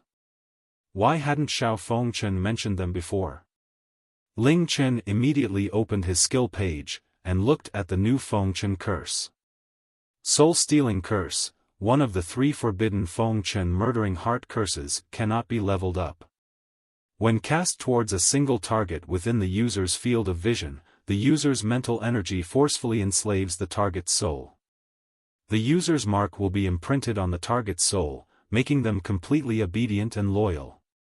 The success rate is determined by the difference between the user and target's mental energy, as well as overall strength. Upon success, the effects will last forever. Upon failure, the user's comprehension will be permanently reduced by 30%, and their mental energy will enter an exhausted state. Consumes 4,700 MP, can only be used once per day. Maximum number of uses in total equals, current level /10, rounded down, number of uses left, 3/3. Ling Chen, oh. The duration of all Ling Chen's Feng Chen curses were dependent on his comprehension. With his current comprehension, they would last for 21 seconds. With how powerful the Feng Chen curses were, 21 seconds was already quite a long time. And yet, this soul-stealing curse would last forever, and the effect was to make the target his slave. permanently. Even though it was him who possessed this soul-stealing curse, its terrifying effects made Ling Chen take in a breath of cold air. It was simply too monstrous and shocking. Soul-stealing curse, a horrifying Feng curse that could steal one's soul. No matter how powerful, mighty or brilliant one was, if they were successfully cursed, they would willingly and unconditionally become the user's slave. This was simply appalling. If someone successfully used the soul-stealing curse on him, thinking about it, Ling Chen couldn't help but shudder. This soul-stealing curse, one of the 3 forbidden Feng curses, caused Ling Chen to truly understand just how powerful the Feng curses were. No. This sort of effect couldn't just be described as powerful, but simply unbelievable and universally shocking. A few people came to mind. After the Japanese had desperately attacked for more than 2 hours, Ling Chen had casually stolen the golden feathered eagle emperor. Not only was that in itself extremely rewarding, but he had also reaped great benefits from it. His greatest gain was the East Ocean continent's only city creation token. Holding this golden token, Ling Chen started to evilly laugh. This city creation token could only be used by Japanese players, and was restricted to being used in the East Ocean continent. However, that didn't mean it was useless to Ling Chen. Conversely, it was incredibly useful. After equipping some ordinary-looking equipment, Ling Chen stealthily entered the Sunrise City and headed straight for the city center. The Japanese players were still in chaos, and the large guilds all mobilized their elite units, madly searching for Ling Tian. As long as he was still in the East Ocean continent, they wouldn't stop searching. There was nothing more important than retrieving the city creation token from Ling Tian. They definitely couldn't allow him to take it back to the Forgotten Continent. However, even in the Forgotten Continent, despite the Yan-Huang Alliance's vigilant searches for Ling Tian and the bounties they issued, they couldn't even find a shadow of him. What could these Japanese players do? Let alone his counter-espionage skills, just the regions he visited were places that would be impossible for Japanese players to reach. By the time night fell, the Japanese players still hadn't made any progress. At this moment, a public announcement sounded out. Naturally, it came from Ling Chen. Ding! Public announcement from player Ling Tian. Tomorrow, at 10 a.m. sharp, I'll be selling the East Ocean Continent City Creation Token at the Sunrise City's notary office. Selling price is 500 million gold, no more, no less. The sale will be fully supervised by the Sunrise City's notary office. Anyone is welcome to buy the City Creation Token. The first person who pays after 10 a.m. will receive the City Creation Token, so don't miss out on this opportunity. This public announcement from Ling Tian caused the entire East Ocean continent to fall silent. Evidently, the goal of this public announcement was to notify everyone that he was selling the East Ocean continent's only city creation token. Since it was the East Ocean continent's city creation token, it was completely useless to Ling Chen. As such, selling it for an astronomical price was the best option. The Japanese players felt completely humiliated. The city creation token that belonged to them by right was now being sold to them by a Chinese player. However, this public announcement was a piece of good news for them. At least this way, they would definitely be able to retrieve the city creation token, and wouldn't forever lose the right to create their own city. Otherwise, finding Ling Tian and taking it back from him, after seeing his strength with their own eyes, they all knew that this would be almost impossible. 500 million gold was a shocking amount of money. However, because of the extreme importance of the city creation token, Ling Tian was fully entitled to ask for such a price. For the East Ocean continent's only city creation token, this price wasn't too extreme. Back then, China's first guild creation token had been auctioned for 1 billion gold. After all, 1 billion gold was nothing to a large guild. Moreover, this was something that gave the Japanese players the right to create their own city. Let alone 500 million gold, they would be willing to pay even 5 billion gold. Moreover, Ling Tian was carrying out the trade through the Sunrise City's notary office. The notary office was where all the serious and official transactions were executed. With the notary office supervising the trades, any trickery or fraud was impossible. Let alone acting dishonestly. Once the deal was struck, even rescinding the agreement was impossible. It was said that the principal of the notary office was of the celestial grade. Who would dare act up in front of him? Immediately, waves of players began to flood toward the Sunrise City's notary office. They saw Ling Tian's public announcement displayed clearly on the notary office's large announcement board. The notary office had officially accepted Ling Tian's request to preside over this transaction, and the city creation token was now with the notary office. Tomorrow, if someone could pay 500 million gold, they would immediately be able to retrieve the city creation token without having to worry about anything going wrong. However, if no one could pay 500 million gold, the city creation token would naturally be returned to Ling Tian. The Japanese players immediately settled down and felt much calmer. 500 million gold for the city creation token was an incredibly good deal. The large guilds would definitely fight for the opportunity to buy it. After Japan's large guilds and powerful family groups had confirmed the information, they all quickly gave out orders: immediately call back the teams looking for Ling Tian and prepare enough money. Immediately go and line up at the notary office to buy back the city creation token. The guilds that were working together to capture Ling Chen ceased their communications, and kept to themselves. The entire East Ocean forgotten lapsed into a strange silence. It was the calm before a storm. Needless to say, all of the large and powerful guilds wanted to obtain that city creation token. Tomorrow would definitely bring with it a bloody battle. What would follow after that was an even more horrific battle. Obtaining the city creation token but not having sufficient power would simply result in it being wrestled away from them.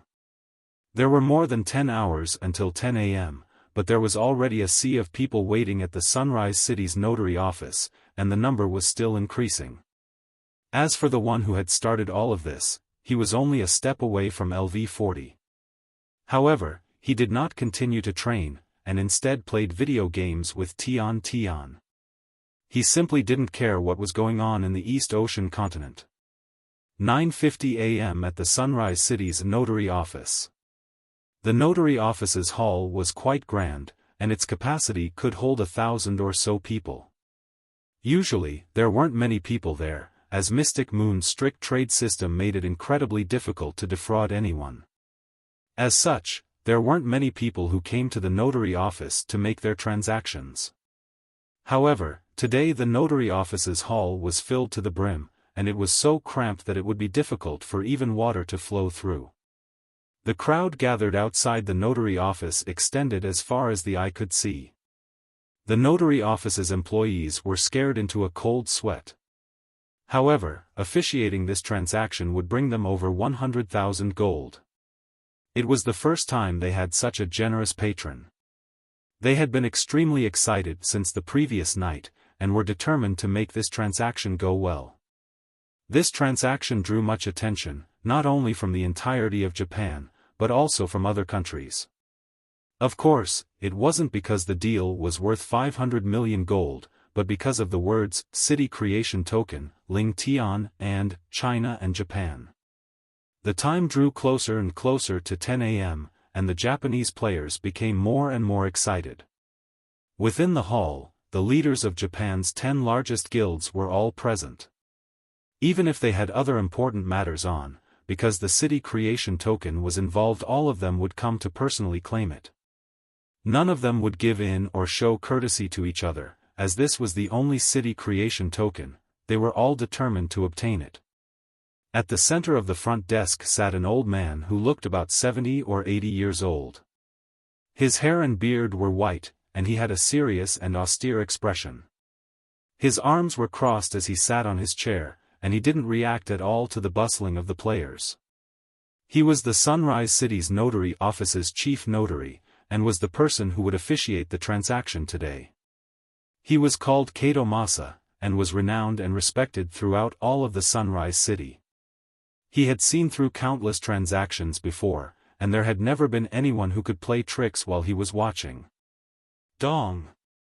The clock loudly chimed, and the hands showed that it was now precisely 10 a.m.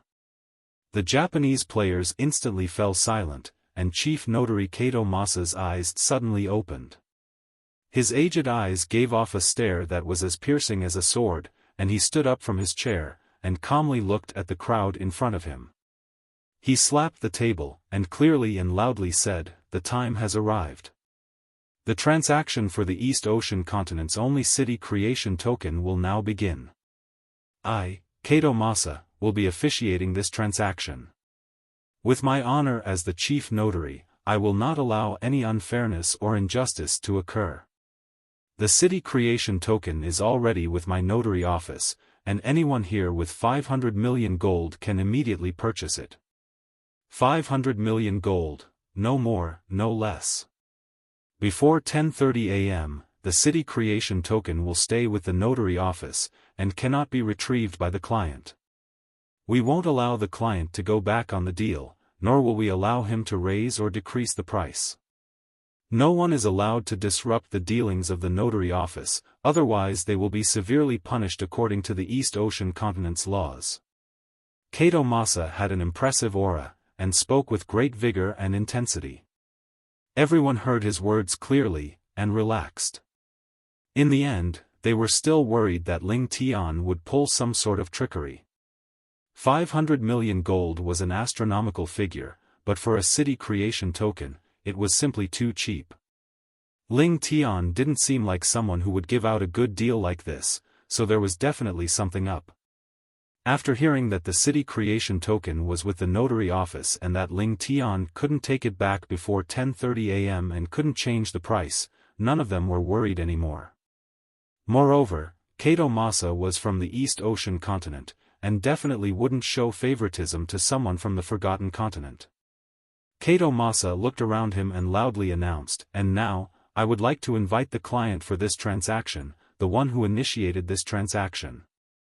Ling Tian from the Forgotten Continent." After Kato Masa spoke, a person slowly walked out from behind him. It was a tall figure wearing a set of ordinary equipment and a plain fox mask that seemed to be grinning.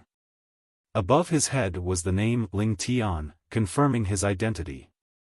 Ling Tian's appearance instantly sent the Japanese players into an uproar. Ling Chen ignored the Japanese players and walked to the trade seat, then waved. He had actually greeted all of the Japanese players, and said, "Good morning, my Japanese friends." To see face to face so many Japanese friends is Ling Tian's honor. I'm sure everyone knows that yesterday, I saw many of my Japanese friends being bullied by a big eagle, causing countless deaths. In China, we always stand up against injustice, so I angrily attacked and insta-killed that big eagle, saving many Japanese friends. In China, we have a saying that one shouldn't seek recognition for their deeds, so I took the things that belonged to me and quickly left. Who would have thought that despite keeping such a low profile, my Japanese friends still would have recognized me, and gathered here to thank me. I'm so touched by my Japanese friends' gratitude. Hearing the first half of his speech, the Japanese players were all completely dumbfounded. This pleasant voice speaking such polite and courteous words, was it really that demonic Ling Tian who had caused so much chaos in the East Ocean continent? When they heard the second half, they nearly coughed up blood. He had evidently stolen the kill and caused countless Japanese players to die for nothing, and yet he had called it standing up against injustice. Moreover, he had taken all of the spoils of war and run off, and yet the players who were desperate to kill him were said to be gathered here to thank him. Tens of thousands of "screw yous" sounded out in the Japanese players' minds, and there was nothing more that they wanted to do than just pour a mountain of bull crap on him. The Japanese players' faces darkened more and more, making them look like the bottom of a pot. "The city creation token should belong to you? That's the East Ocean continent city creation token, it belongs to the East Ocean continent. An 80-year-old mother? It'd be surprising if your grandmother was 80 years old. You paid a heavy price and nearly died fighting the boss. Go screw yourself. It was a single hit. Do you think we're all blind?" Another 10,000 "screw yous" sounded out in the Japanese players' minds. This was especially the case for Yamamoto Michio, who had been standing at the front and saw everything with his own eyes. He swallowed back the blood that was rising up in his anger. Kato Masa slapped the table and said seriously, "We'll stop with the small talk. Let the transaction begin." As he spoke, the screen behind him lit up. There were 2 boxes on the screen, both of which were empty. The city creation token is with the notary office, and has been carefully examined. It was dropped at 12:15 p.m. yesterday, and we have confirmed that it is the East Ocean continent's only city creation token, and has not been used yet. Kato Masa said. In the box on the left-hand side, a shiny golden token appeared with a large command engraved on it. At the same time, its description was displayed on the screen. It was the city creation token. Whoosh! Being able to personally see the city creation token, the Japanese players were all sent into a frenzy. They all looked on with wide eyes as they took photos and recorded videos. Even the leaders of the big guilds looked incredibly excited, and gripped their fists in determination. The city creation token was right in front of them, and it was the real deal. For only 500 million gold, it could be theirs. 500 million was an amount that an ordinary person would never be able to amass in their lifetime. However, to the large powers that had the ability to create a city, it was just small change. It was nothing compared to the right to create a city in the virtual world. Please remain quiet, Kato Masa flicked his sleeve, silencing the people in the hall. He pointed at the screen and calmly said, "The city creation token is here, and its price is 500 million gold, no more, no less." He then pointed at the trade seat. "If any of you wish to trade with Ling Tian and obtain the city creation token, you can come up to the trade seats to complete the transaction." As soon as Kato Masa finished talking, the leaders of the large guilds all immediately reacted and shot towards where Ling Chen was. Because of how dense the crowd was, the only path was a gap that only a single person could pass through at a time. At the left-hand side, the bosses of the big guilds threw away all of their pride and dignity, and tried to squeeze past each other, but all of them became stuck. What a joke! There was only one city creation token, but there were many people who could afford it. Even if they were slower than the people in front of them, they would definitely drag and pull each other back. This transaction had received worldwide attention, and this ugly scene was being displayed to the whole world. Anyone with the power and ambition to create a city wouldn't easily let this opportunity go. None of them gave way to each other, and although they refrained from physically fighting with each other, the scene was like a battlefield. Under his mask, Ling Chen smirked and chuckled. Of course, he wanted to see these big bosses fight and claw away at each other. Seeing this scene, Kato Masa frowned. However, he had lived for over 100 years, and had seen much chaos in his life. He raised his head and hollered, "Everyone calm down, no fighting is allowed." Kato Masa's words proved to be effective. The leaders of the guilds probably knew that their struggling would prove futile, so they all settled down. However, they all remained alert so as to grasp any opportunities that presented themselves. Kato Masa then turned to Ling Chen and said, "Ling Tian, it seems that many friends wish to obtain this city creation token. If this continues, this hall will descend into chaos. How about this? Since the city creation token belongs to you, why don't you pick someone from the ones who are willing to buy it?" Ling Chen immediately nodded. What a good idea. Mr. Kato indeed deserves his reputation as the most experienced notary. I'm sure this is the best option.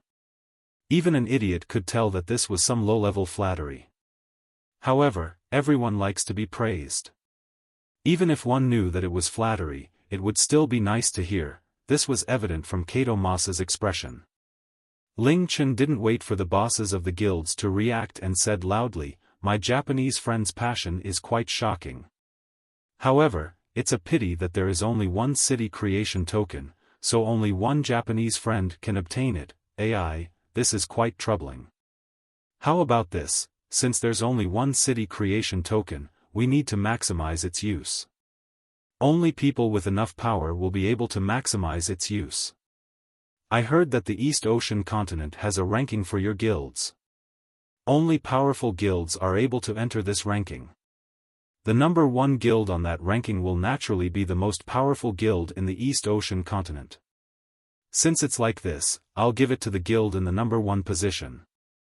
Oh, but if the number 1 guild doesn't want it, or they can't pay the 500 million gold, it'll be a pity, so I'll have to ask the number 2 guild, then the number 3 guild, and so on and so forth. Mr. Kato, and my Japanese friends, what do you think? Kato Masa nodded. This method was acceptable. The leader of Japan's number 1 guild, Unsetting Sun, Yamamoto Michio hated Ling Chen with every fiber of his being. However, hearing Ling Chen's words, his eyes lit up and he felt willing to even kiss him. However, the faces of the leaders of all the other guilds darkened. No way. This is unacceptable. I refuse. To Yamamoto Michio's right stood a skinny and short man. He yelled, "This sort of thing should be determined by a fair competition, not by rankings. Even though my Black Dragon Guild is ranked 2nd, it's no weaker, no, it's stronger than the Unsetting Sun. This is unfair." The name of the person speaking was Shoifuku, the leader of the 2nd-ranked guild, the Black Dragon Guild. As soon as he spoke, the bosses of the other guilds all started yelling as well. However, Ling Chen simply didn't care about their opinion. He looked at them and earnestly nodded, saying, that's true. Since it's like that, let's go with that method. I remember that the number 1 guild is the Unsetting Sun. If the Unsetting Sun wishes to purchase this city creation token, please bring up the money. Remember, please bring enough money to the trade seat. Mr. Kato, I'll have to trouble you to facilitate this trade. The leaders of the big guilds were about to explode in fury. However, before they could react, a steady voice sounded out, "All right, the trade partner has been chosen. Can the friend from the Unsetting Sun please come up? Everyone else, please remain calm, otherwise you'll be asked to leave." The leaders of the big guilds all fell silent, but fire burned in their eyes. However, there was nothing they could do except watch the grinning Yamamoto Michio walk up to the trade seat. TLN, this isn't actually part of the chapter, but the author decided to give an update on the Lunar Scourge since it was requested by some readers. Lunar Scourge's current stats. Lunar Scourge. The Lunar Scourge was an ancient evil item forged by the highest moon god from the resentment, hatred, blood aura, death aura, and remnant power of gods, devils, humans, demons, beasts and spirits that died in the war of gods and devils, gathering countless sins, sanguinity, hatred and cruelty in one, the fusion of endless negativity. When it was forged, darkness covered the sky and land. The Lunar Scourge's energy made it the evilest, most cursed item in existence, which then led the Moon God clan determined to destroy at all costs. Its existence will receive the wrath of the heavens, until one day when its power disappears. After a long time, the Forgotten Continent forgot about its legend. First socket, Heartless Orb, Grade, Celestial, Attribute, Fire, Effect, Critical Chance plus 15%. Second socket, Wind Chaser Stone, Grade, Advanced, Attribute, Wind, Effect, Movement Speed plus 15. Third socket, Gemini Orb, Grade, Mysterious God, Attribute, None. Equipment requirement, can only be socketed in the Lunar Scourge. Effect, can simultaneously equip 2 weapons, and the effects of the 2 weapons stack. The 2 weapons include one-handed and two-handed weapons. When simultaneously equipping 2 weapons, two-handed weapons can be held single-handedly, stats and control will not be affected, and the 2 weapons will not affect or interfere with each other. Fourth socket, Cancer Orb, Grade, Mysterious God, Attribute, Lightning, Equipment requirement, can only be socketed in the Lunar Scourge. Effects, all attacks ignore the target's defense, damage reduction and absolute defense. Fifth socket, Wild Sand Orb, Grade, Heaven's End, Attribute, Earth. Effect, Earth Element Resistance plus 55%. 6th socket, Virgo orb, grade, mysterious god, attribute, none, equipment requirement, can only be socketed in the lunar scourge, effects, HP plus 150%, MP plus 150%. 7th socket, Libra orb, grade, mysterious god, attribute, none, equipment requirement, can only be socketed in the lunar scourge, effect, after using any skill, including equipment skills. There is a 50% chance of the cooldown time being immediately reset. 8th socket, Darkness Crystal, grade, advanced, attribute, darkness, effect, immunity to curse, darkness and instant death effects.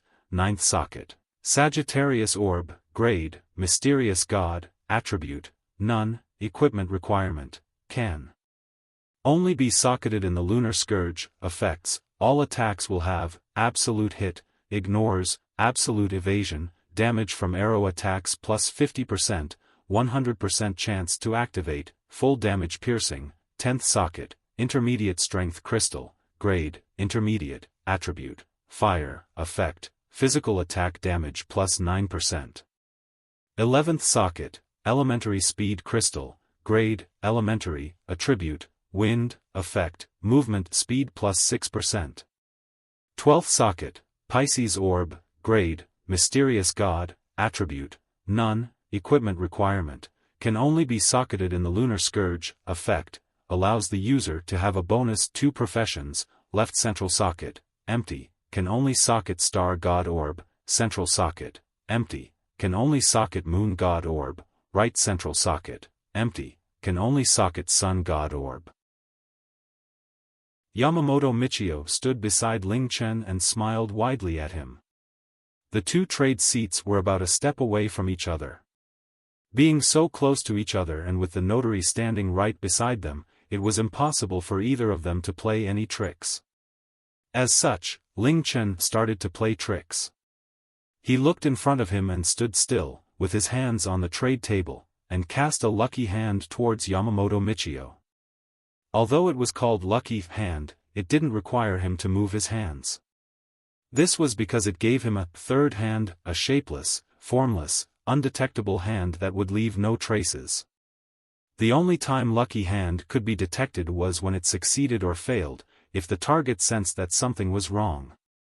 However, with Ling Chen's 23 luck, the success rate and chances of escaping detection were 100% against players with only 5 or so luck.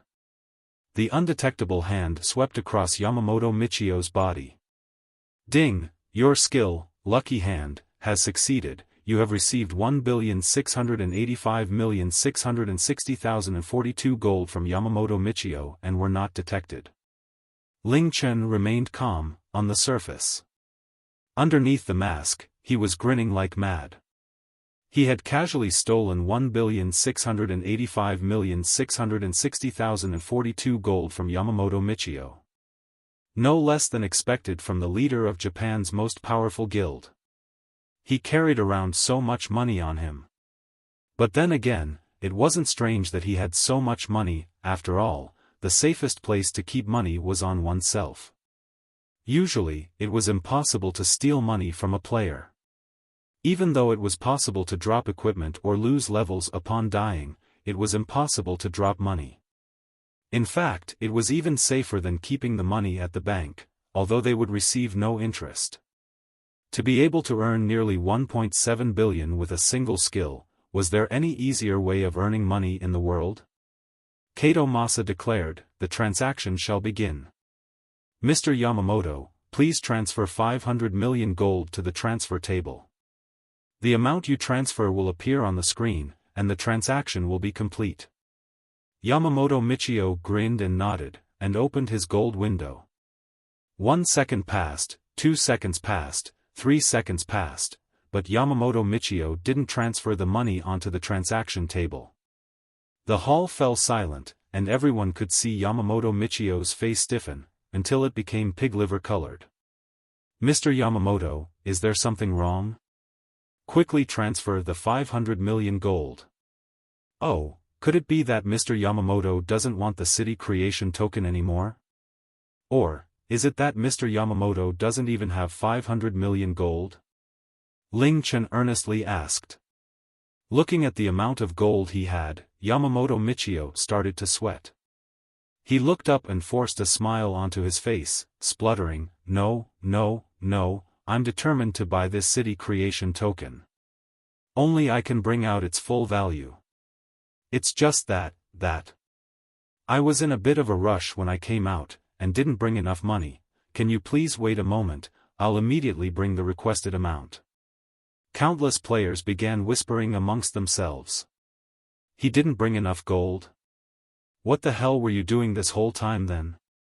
Everyone had known about this event since the previous day, and yet this guy hadn't brought enough money. Was he retarded?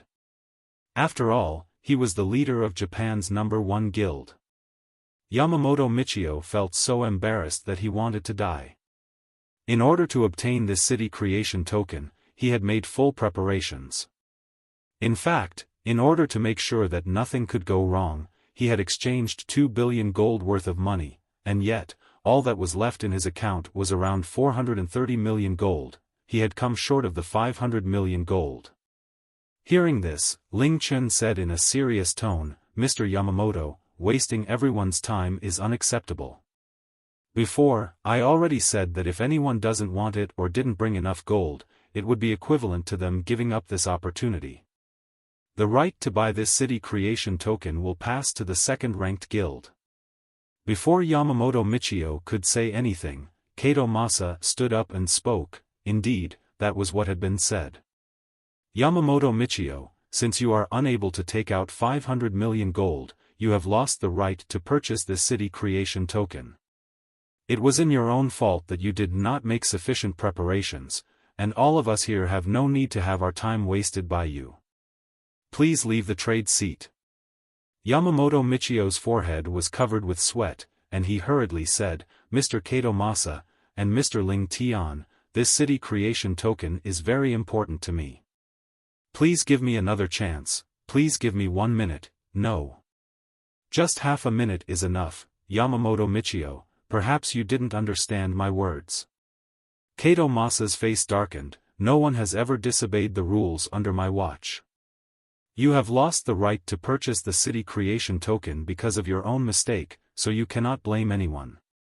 Immediately leave the trade seat or I will expel you from this place." Yamamoto Michio's face was black and red in fury and humiliation. He opened his mouth, but was unable to say any words. He had heard that this Kato Masa was incredibly strict when facilitating trades, and never went back on his words.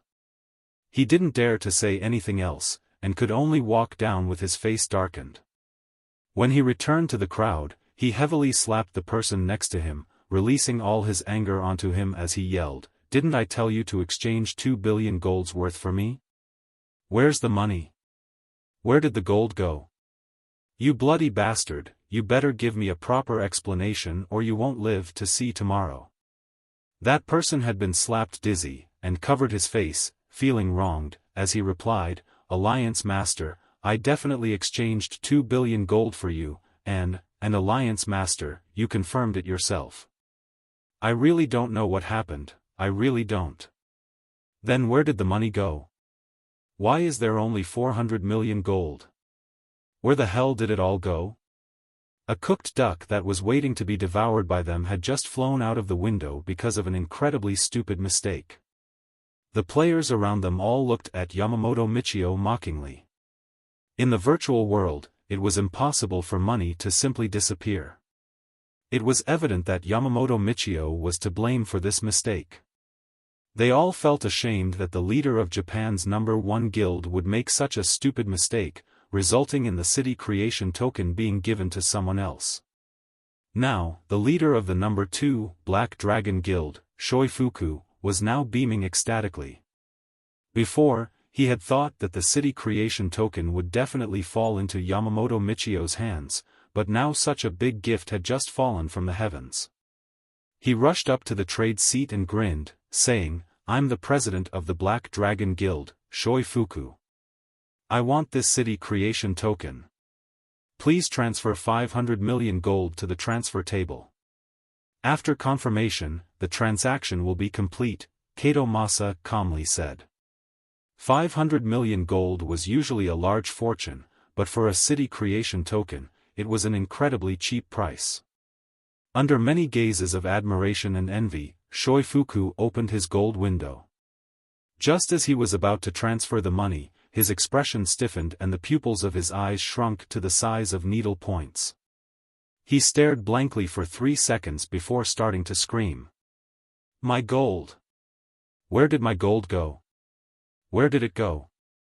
He remembered that he had prepared 1 billion gold, however, his gold window only displayed 200 million gold. Pfft, players all over the world spluttered. It was already unbelievable that the leader of Japan's #1 guild would go up without enough money. Looking at Shoifuku's reaction, it was evident that he didn't have enough money as well. One retard was already quite shocking, but who would have thought that the leader of Japan's #2 guild would also make the same stupid mistake? They had lost all face in front of the whole world. Many players couldn't help but spit out the saliva in their mouths. Shoifuku's reaction was much more exaggerated than Yamamoto Michio's reaction. He had gone from hell to heaven, and was then smashed down from heaven back to hell. It was an agonizing feeling. The players all sympathized with him, but most of them were filled with a sense of schadenfreude. With the humiliating precedent set by Yamamoto Michio, it served him right to go up without checking his money first. His shouting immediately displeased Kato Masa, who once again rose up and coldly said, "Since you don't have enough money, immediately leave the trade seat. If you continue to make a ruckus, then get the hell out of here." He had gone up with great pride and jubilance, but now came down ashen-faced. Shoifuku gnashed his teeth. He clearly remembered that he had 1 billion gold on him, and he had not spent a single gold coin today. How could he only be left with 200 million gold? Could it be that he had been mistaken when he confirmed the money? The emotional Shoifuku was about to storm off in a huff, but then suddenly stopped. He simply wasn't willing to give up on the city creation token. He wasn't willing to see someone else obtain this city creation token. He racked his brains, trying to think where the rest of his money went. However, no one would have thought that Ling Chen had stolen Yamamoto Michio and Shoifuku's money. In the virtual world, gold could only be transferred if the owner of the gold consented. Even Yamamoto Michio and Shoifuku first considered whether it was them who had been mistaken or had spent the money. Neither of them even suspected Ling Chen. This was especially so since Ling Chen had been standing there unmoving the whole time. Countless eyes had been staring at him, and the chief notary had been right by his side. It was the heavens' will. As the richest alliance master, he always carried with him at least 5 billion gold. He definitely wouldn't make the same mistake that Yamamoto Michio and Shoifuku made. Today, in order to snatch the city creation token, he had taken all 10 billion gold at his disposal with him. He looked at the amount of gold he had as he gleefully walked up to the trade seat. Ling Chen knew that the family of the alliance master of the #3 guild in Japan was the richest family in Japan.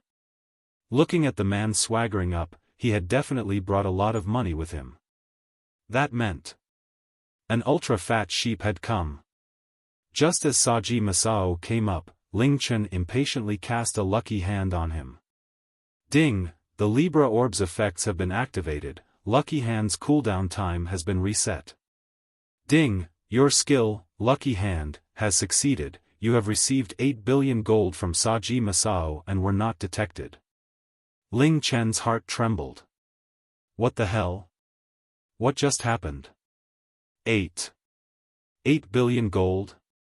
The instant he received the money and the system announcement rang out in his ears, Ling Chen almost jumped up in shock, and his hands trembled. 8 billion. A whole 8 billion gold. That was $8 billion in real life. Ling Chen knew that he would receive a large sum of money from the son of the richest family in Japan, but he had never expected such a terrifying figure. Currently, Lucky Hand was at LV4, and could steal 60 to 80% of the gold on the target. With his incredibly high luck compared to the luck of normal players, not only would it succeed every time, but also, it would steal the maximum value of 80% every time as well. This meant that Saji Masao had brought 10 billion gold with him. Even for someone from the richest family in Japan, carrying 10 billion gold on them was quite extravagant. If it was put in a bank, even a single day's worth of interest would be a large sum of money. Of course, Saji Masao wouldn't normally carry around this much money. The reason he had brought so much today was to increase his chances of buying the city creation token as much as possible, but the result was Ling Chen becoming extremely happy. Ling Chen had never possessed so much money before, and this was enough to last him several lifetimes. Even if he was a god, he would be unable to remain perfectly calm. However, he quickly realized that since Lucky Hand could only steal a maximum of 80% of the target's gold, Saji Masao still had 2 billion gold. It was enough to buy the city creation token. Ling Chen had come to sell the city creation token, but he had no intention at all of actually selling it. Selling the right to create a city after stealing it? Ling Chen wasn't that good of a person. Please transfer your 500 million gold to the transfer table. After confirmation, the transaction will be complete. Kato Masa repeated his words from before. Just as he spoke, Ling Chen sent out another lucky hand. Ding, the Libra Orb's effects have been activated, Lucky Hand's cooldown time has been reset. Ding, your skill, Lucky Hand, has succeeded, you have received 1,600,000,000 gold from Saji Masao and was not detected. The LV4 Lucky Hand only had a 5-second cooldown, but seeing that the Libra Orb's effects had once again activated, Ling Chen did not hesitate in launching another Lucky Hand.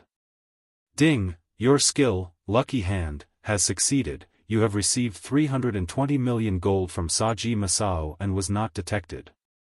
After using Lucky Hand 3 times and stealing 80% of Saji Masao's gold each time, he had earned 9,920,000,000 gold. This was definitely the biggest heist of the century. Just like Yamamoto Michio and Shoi Fuku, Saji Masao made a big deal of opening his gold window, and his smile froze and his face stiffened. His eyes widened to comical proportions as he looked at the remaining 80 million gold and felt his vision darken. His 10 billion gold had suddenly become 80 million gold. Even a god would have spat out blood. Although Saji Masao's family was the richest family in Japan, that was still 10 billion gold. Even to them it was a great fortune, and the 10 billion gold was the money his father had given to him to expand the Grand Alliance. It was incomparably important to him and his guild. My money. Where did my money go? Who stole my money? Who was it? After taking such a massive blow, Saji Masao lost all self-control and started to shout. His face was twisted in shock and anger and his entire body shook violently. Before coming up, he had confirmed that he had 10 billion gold in his account, and now he was left with only 80 million gold. Saji Masao's reaction caused everyone to stare in shock. It was impossible that this guy forgot to bring enough money as well, right? This was simply ridiculous. Ahem, Ling Chen spoke, looking at him sympathetically, Mr. Saji, could it be that you didn't bring enough money? No way. That's impossible. Saji Masao continued to scream. He was still quite young, and was unable to stay calm after watching his 10 billion gold become 80 million gold. I had 10 billion gold. A whole 10 billion gold. I even checked just then, so I'm absolutely sure. Who stole my money? Saji Masao's face was twisted in anger, and his lips were purple. It was impossible that he was acting so shocked and angry. And yet, he was shouting that he had 10 billion gold, which was now gone. This time, none of the people laughed. Everyone felt that something was off. Yamamoto Michio had gone up, but had left in shame because he did not have enough money. The city creation token was something that he dreamed about, so he definitely would have made sufficient preparations. It was almost impossible for him to make such a stupid mistake. When he left the trade seat, he had been yelling that he had 2 billion gold. Subsequently, the same thing had happened to Shui Fuku, and everyone had laughed at them. And now, the same thing was happening to Saji Masao. There was definitely something going on. With the precedent set by Yamamoto Michio and Shui Fuku, even if Saji Masao was a retard, he would still definitely check his gold before going up, and yet, he was yelling that he had confirmed that he had 10 billion gold when he had gone up. What was going on? Could it really be that their money had been stolen? However, wasn't it impossible to steal gold from someone in the virtual world? It was impossible to pickpocket someone like in the real world. Yamamoto Michio and Shui Fuku, who were wondering what had happened, suddenly realized something. They looked at each other and Yamamoto Michio stepped up and said, "In order to obtain this city creation token, I prepared 2 billion gold. However, when I went up, I suddenly found that it had become 400 million gold. That 10 billion gold, it must have been stolen by someone using terrifying methods. Otherwise, how would I, Yamamoto Michio, make such a stupid mistake?" That's right. Shui Fuku also stepped forwards and furiously roared, "Before I went up, I had 1 billion gold. However, when I went up, I found that I only had 200 million gold. Even after racking my brains, I couldn't think of where the money went. What just happened to Saji Masao was exactly what happened to us. This isn't a coincidence. It's not that we didn't bring enough money, but that after we went up, someone stole our money. Only Ling Tian, who was close to us, could have done such a thing. It's Ling Tian. It's definitely Ling Tian. In fact, this entire trade was a trap. He used this as a trap to steal our money." Yamamoto Michio roared as he pointed at Ling Chen. Under his mask, Ling Chen smirked, "TCH, looks like you guys aren't that dumb after all. You worked it out. It's you." Saji Masao took a few steps back, as if he was afraid that Ling Chen would steal the remainder of his money as well. He looked at Ling Chen vehemently as he roared, "Exactly. It's you. It must have been you who stole my money. Immediately return my money or the Grand Alliance will permanently put a bounty on you and will never let you have peace." All the spectating players were sent into an uproar, and they all stared at Ling Chen. For the leaders of the 3 biggest guilds to make such a stupid error was simply a bit too ridiculous. Moreover, all of their reactions seemed completely genuine. Could it be that this Ling Tian had some horrifying way to steal money from other players? Ling Chen finally reacted. He looked at the countless players and said with sadness and fury in his voice, "What is the meaning of this? How could you say that I stole your money? It must have been you. Who else could have done such a thing?" Yamamoto Michio retorted. Ling Chen began to act more and more furious. "Very well. Very well. I'm quite impressed by you Japanese people. In that case, since you said I stole your money, where's your proof? Who saw me steal it? What proof do you have that I stole your money?" Yamamoto Michio, Shui Fuku, and Saji Masao were speechless. However, Saji Masao immediately showed everyone his gold window, which displayed 80 million gold. He howled, "Before I came up, I had 1 billion gold, but now this is all that's left. When I came up, you were the one closest to me.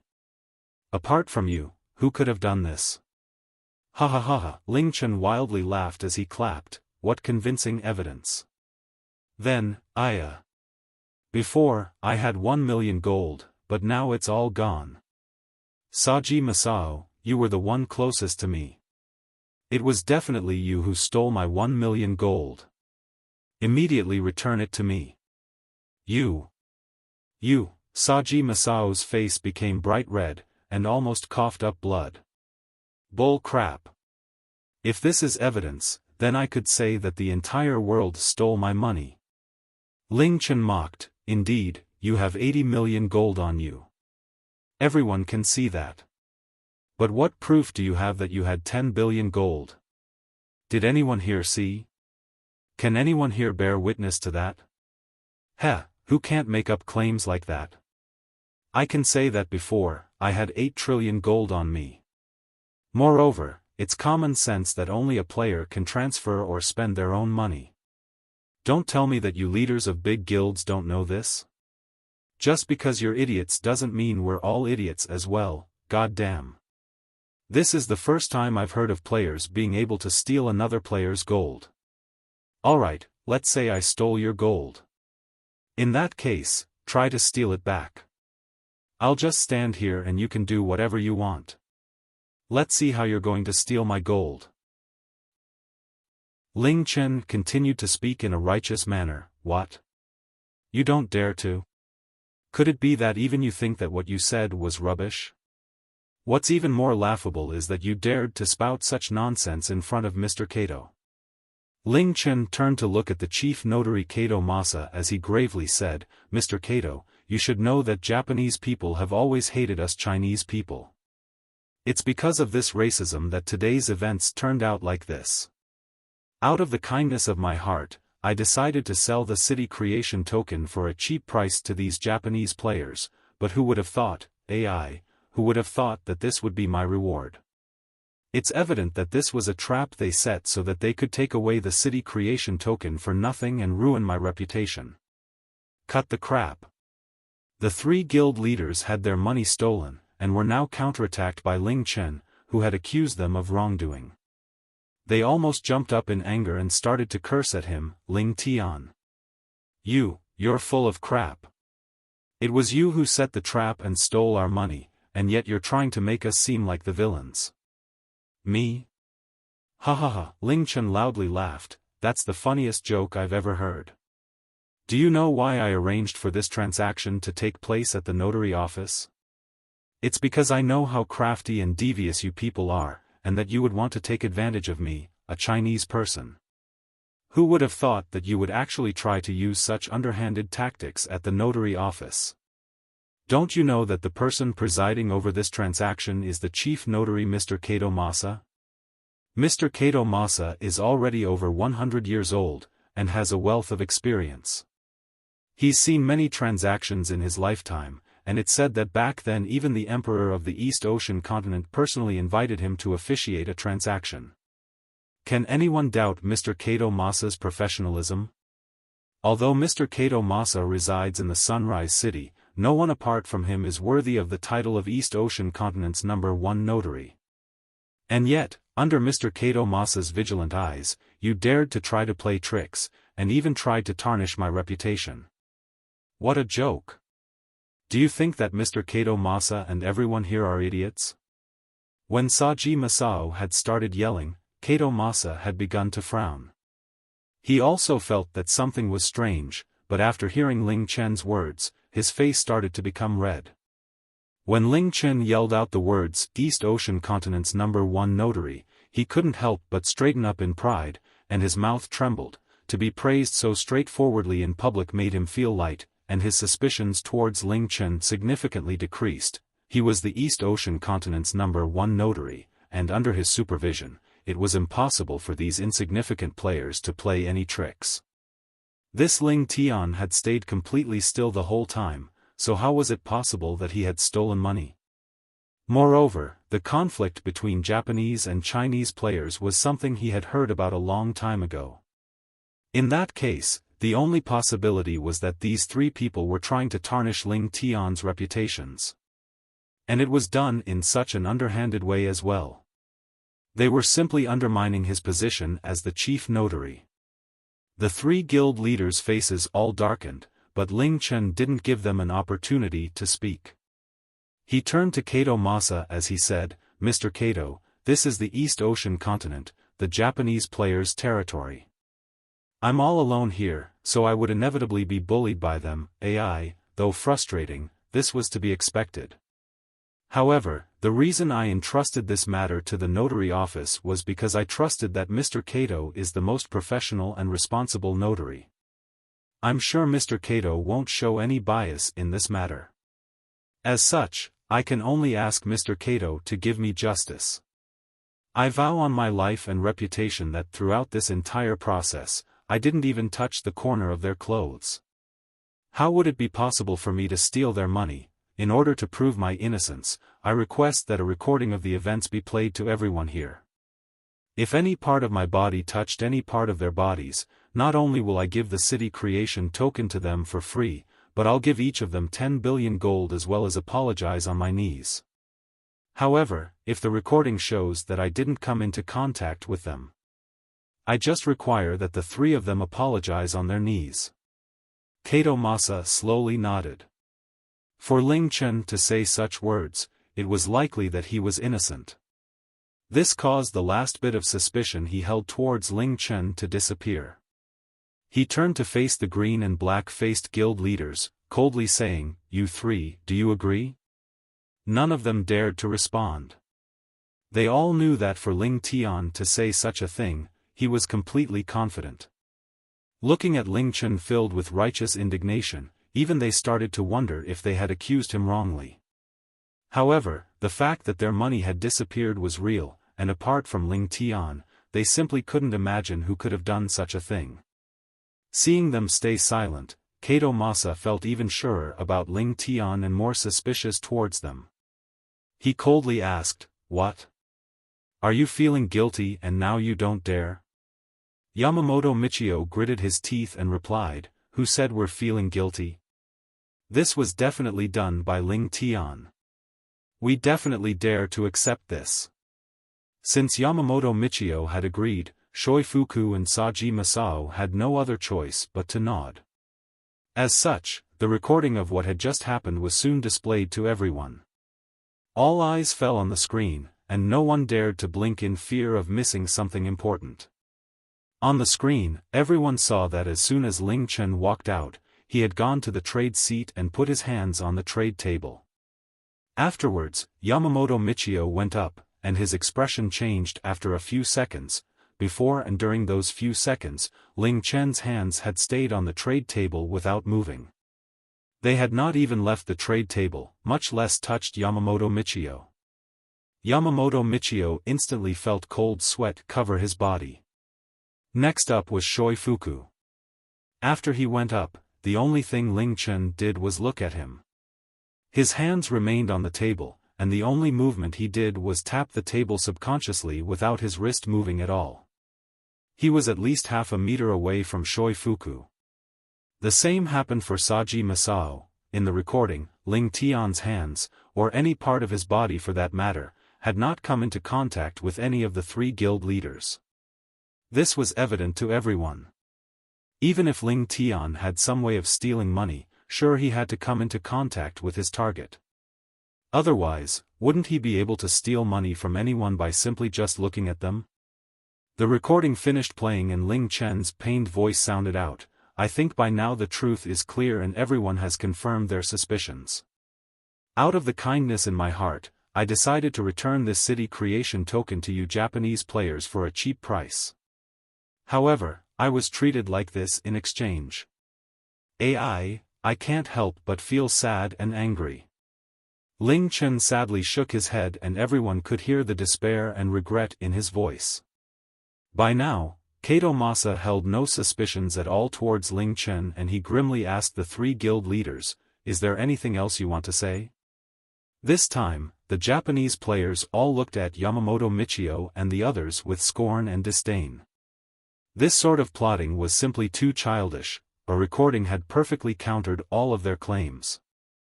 That's right, even the other Japanese players believed that the three guild leaders had tried to set up a trap for Ling Tian.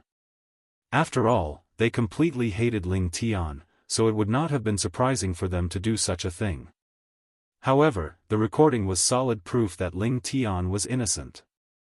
The effect of the recording was similar to a pile of dung being poured on the three guild leaders' heads. Looking at the reaction of the Japanese players around them, they knew that no matter what they did, they would not be able to remove that pile of dung.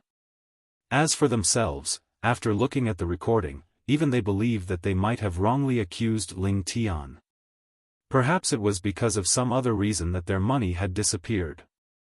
Yamamoto Michio gnashed his teeth as he said, "We didn't falsely accuse Ling Tian. It was true that our money disappeared. There's definitely something strange going on. You're still denying it?" Kato Masa was completely disappointed in them. He heavily said, "I'm utterly disappointed in all of you. As a resident of the East Ocean continent, even I feel ashamed of your actions. Our East Ocean continent is a country that prides itself in its morals and etiquette. We must always treat outsiders with respect and etiquette so as to show our country's bearing and manner. And yet, you've tried to use such low methods to trap our visitor, causing our entire East Ocean continent to be shamed. Not only did you try to trap him, but you used such a childish and stupid method. Within the Mystic Moon world, there are strict regulations regarding money. It is impossible for someone to steal money from someone else. Do you not have the common sense that even a 3-year-old child would? What's even worse is that you three are still trying to make excuses. As the leaders of the largest guilds, are you trying to throw away the rest of your dignity?" By the end of his sentence, Kato Masa was almost roaring. Evidently, he was completely furious. Ling Chen stood at the side enjoying this scene. Currently, Yamamoto Michio and the others felt even more humiliated and horrified than having to eat 10 piles of dung. They were still trying to explain themselves, but felt incredibly powerless. According to the agreement, the three of you, get on your knees and apologize to Ling Tian, right now. The furious Kato Masa pointed at Yamamoto Michio, Shoifuku and Saji Masao as he yelled. The three guild leaders' faces fell. Yamamoto Michio was the leader of the largest guild in Japan, the Unsetting Sun. Shoifuku was the president of the second largest guild, Black Dragon Guild, and Saji Masao was the alliance master of the third largest guild, Grand Alliance, as well as the son of the richest man in Japan. No matter if it was in the real world or the virtual world, they had incredible statuses and were the three most influential people in the East Ocean continent. And now, they had to kneel down and apologize to a Chinese player. How could they accept this? Yamamoto Michio laughed and said with a darkened face, "Kneel and apologize to him? Ha ha ha, when have I, Yamamoto Michio, ever knelt for someone before? You want me to kneel and apologize to him? Ha ha ha. Even if we wrongly accused Ling Tian, so what? Who is Ling Tian, to deserve our apologies?" Shoifuku added as he coldly laughed. "You want us to kneel and apologize to Ling Tian? Ha ha ha, this is the funniest joke I've ever heard." Saji Masao also started to laugh. Kato Masa's face started to stiffen, making him look like a rock. "Before looking at the recording, you agreed that if Ling Tian had touched your bodies, he would give you the city creation token for free as well as 10 billion gold each, and would kneel and apologize to you.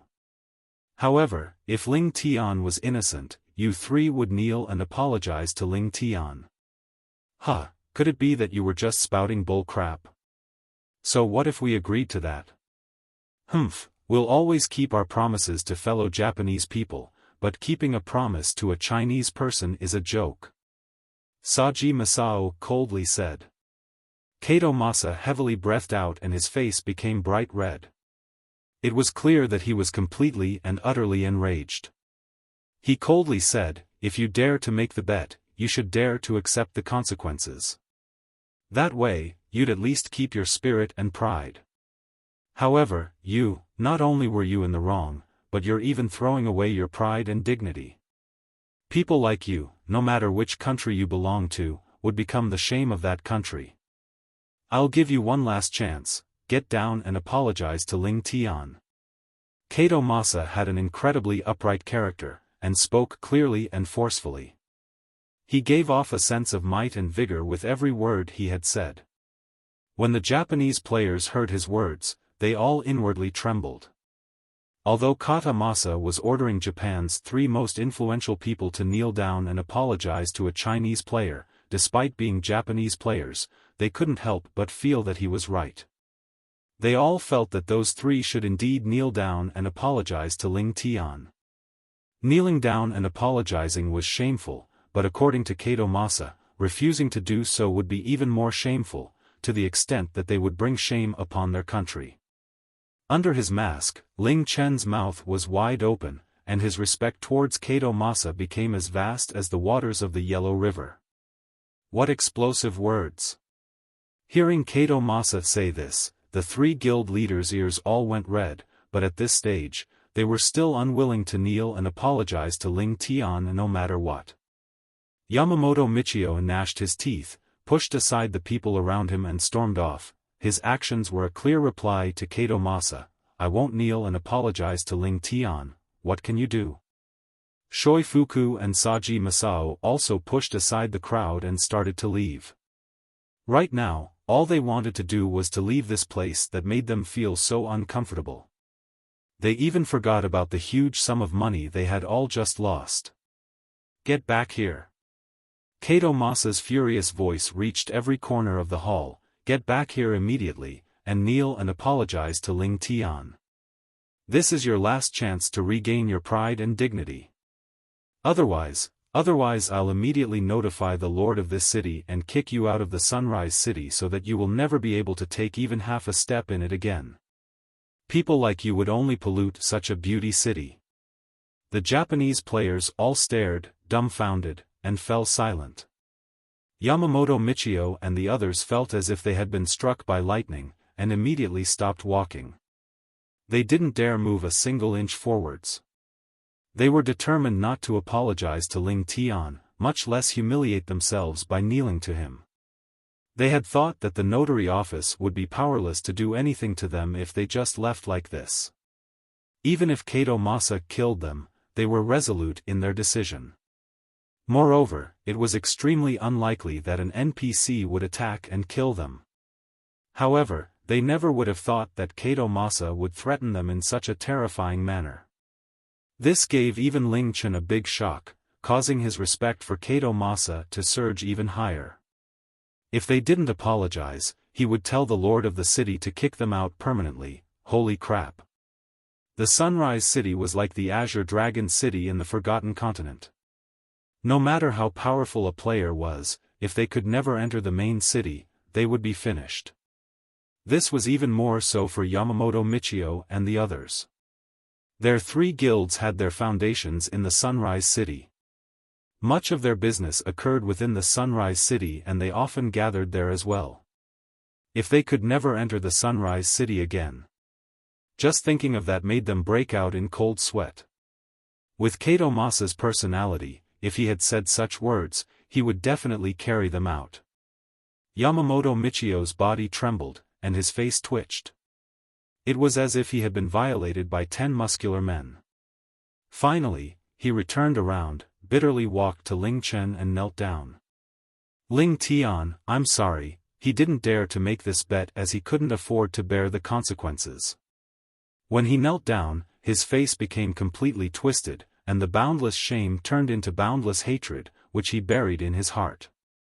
He forced out the word sorry from his lips and after apologizing, he got up and stiffly strode out, not looking at anyone. However, everyone could feel his anger and humiliation. Just like Yamamoto Michio, Shoifuku and Saji Masao didn't dare to take the risk presented to them.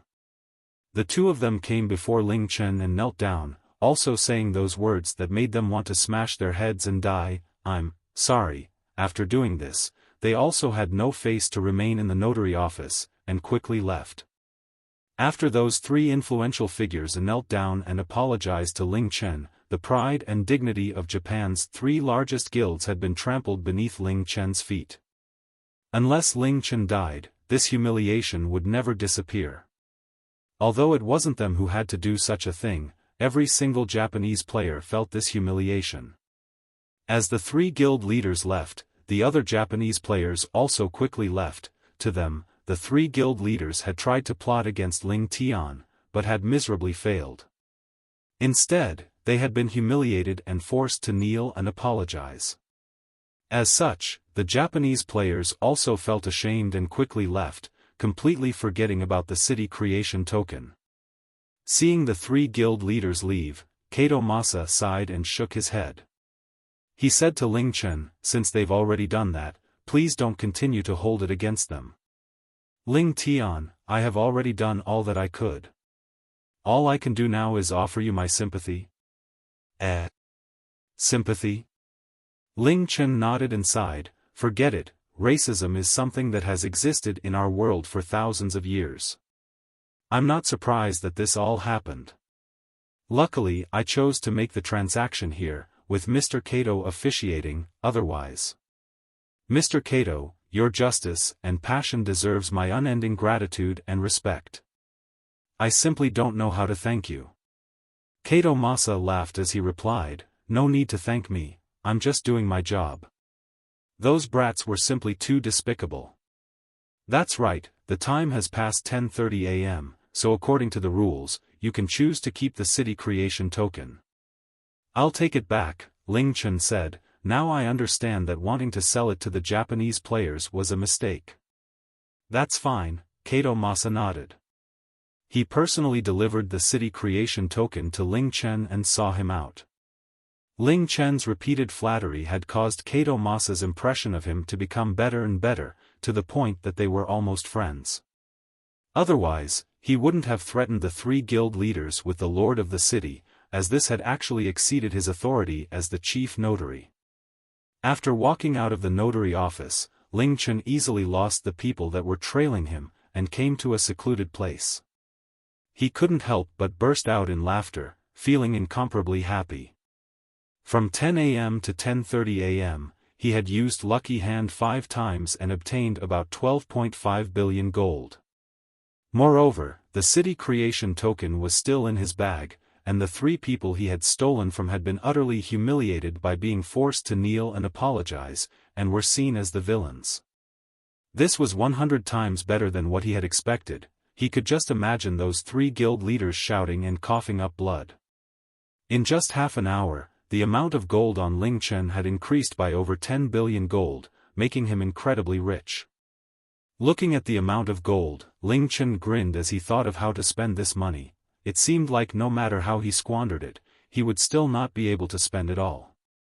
As such, Ling Chen did what any person would do if they instantly became rich. He logged off, walked into the courtyard, shouting, Shi. Buy 30 sets of clothing for Tian, myself and the 2 of you. Pick the ones that look the best and are the most expensive. And also buy a cool-looking sports car, it's all on me. Followed by a drastic sound of car braking, a light gold-colored Maybach 62 stopped in front of a jewelry store in the center district of 208th Street. A fancy car worth billions like this stood out in the crowd even in a street full of luxurious and expensive vehicles. Many people who came to 208th Street stared at this car in admiration, trying to guess who had arrived. All they could do was admire it. Barely anyone would have been able to afford a luxury car like this, even between the people from the upper class. The pretty girls looked very eager to see the car's owner, and showing their best and sweetest smile, they walked in the most elegant way towards that direction in an attempt to attract the car owner's attention. The doors at the front opened, and 2 men in black suits walked out wearing black sunglasses. Although summer was over, Suhang Province's weather could still rise to 30 degrees. Today happened to be cloudy with not much bright sun, which made the 2 men seem a bit too overdressed. They closed the doors swiftly, and walked to the back. One stood cautiously on the left while the other one opened the door politely.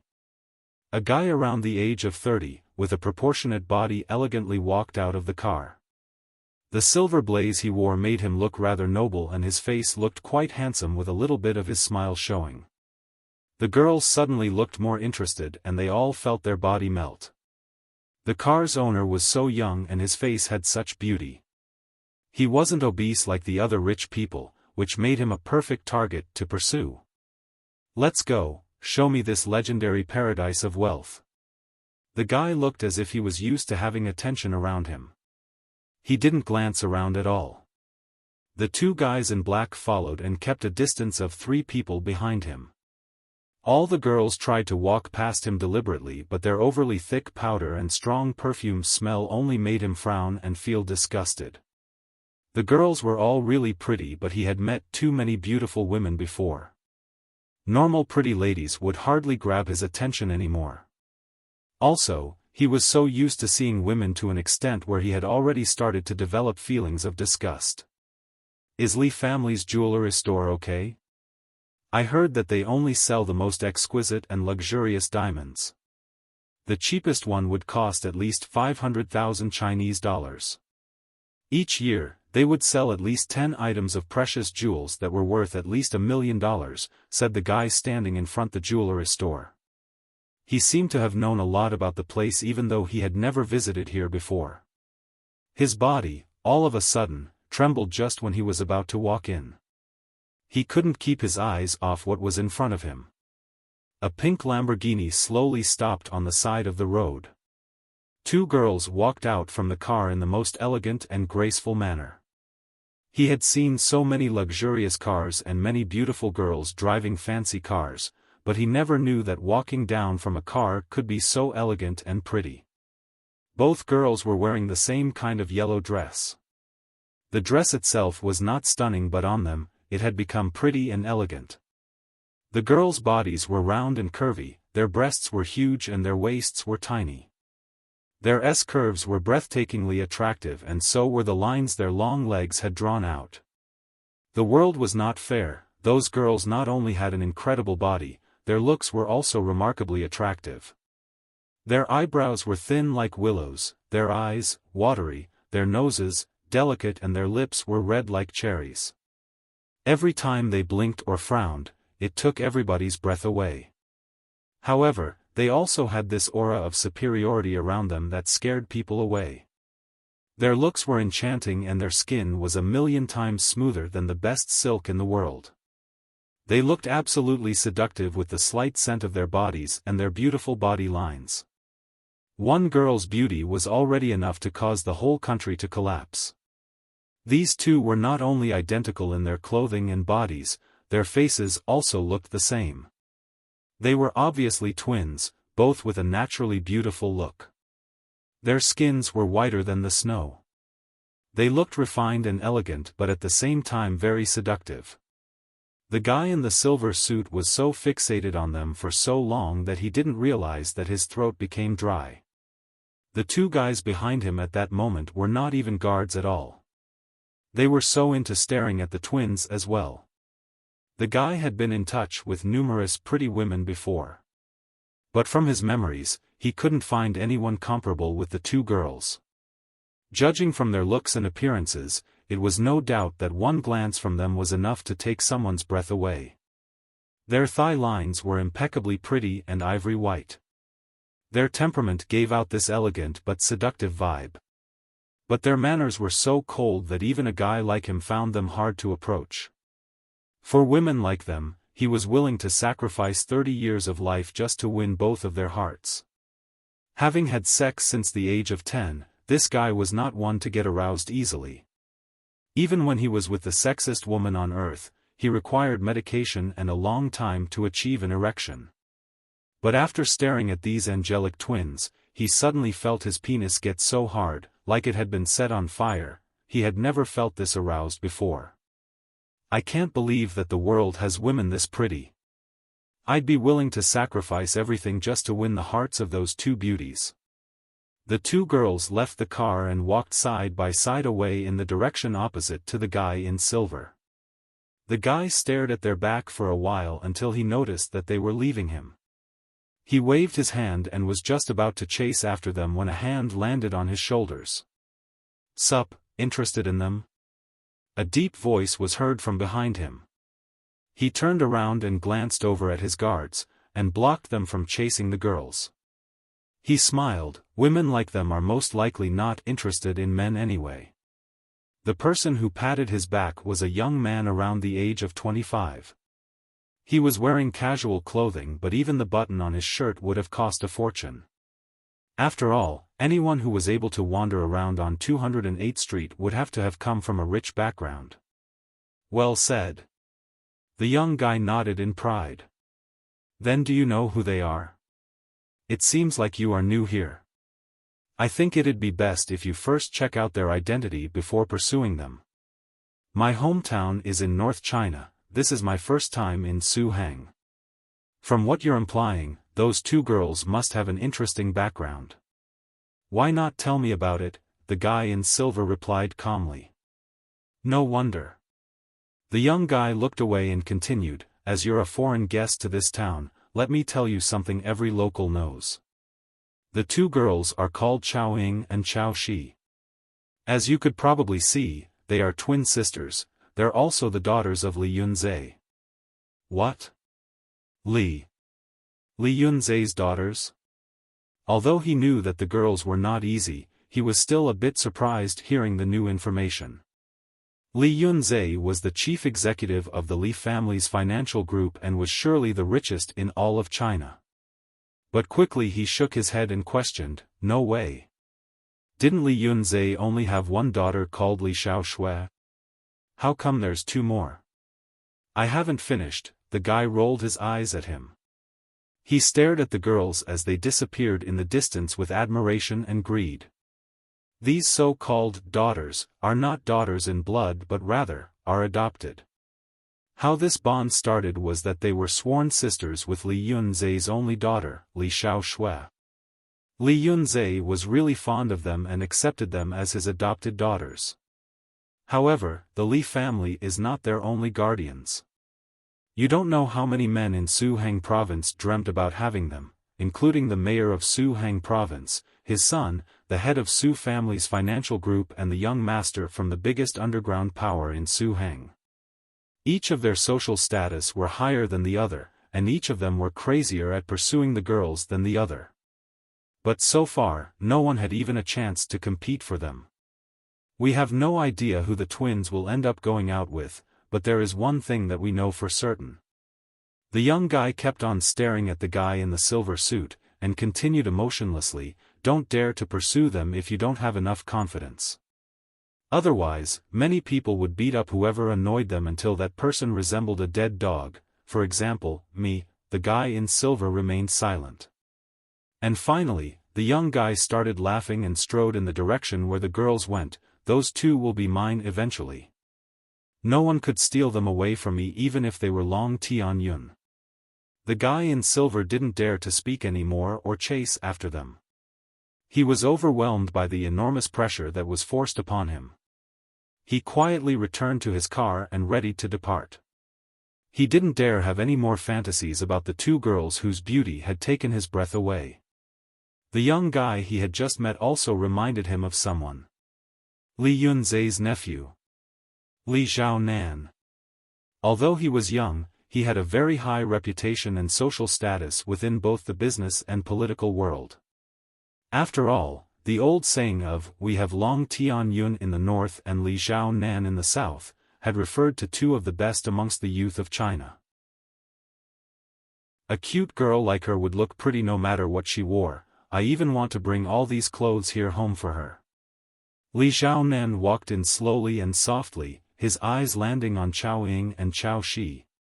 Their rich inky black hair swayed in the air, their eyebrows were straight and delicate, and their skin was silky smooth and white as jade. Their sexy bodies were slightly showing through their light yellow chiffon dresses. The girls had the same level of impeccable looks, seductiveness and elegance.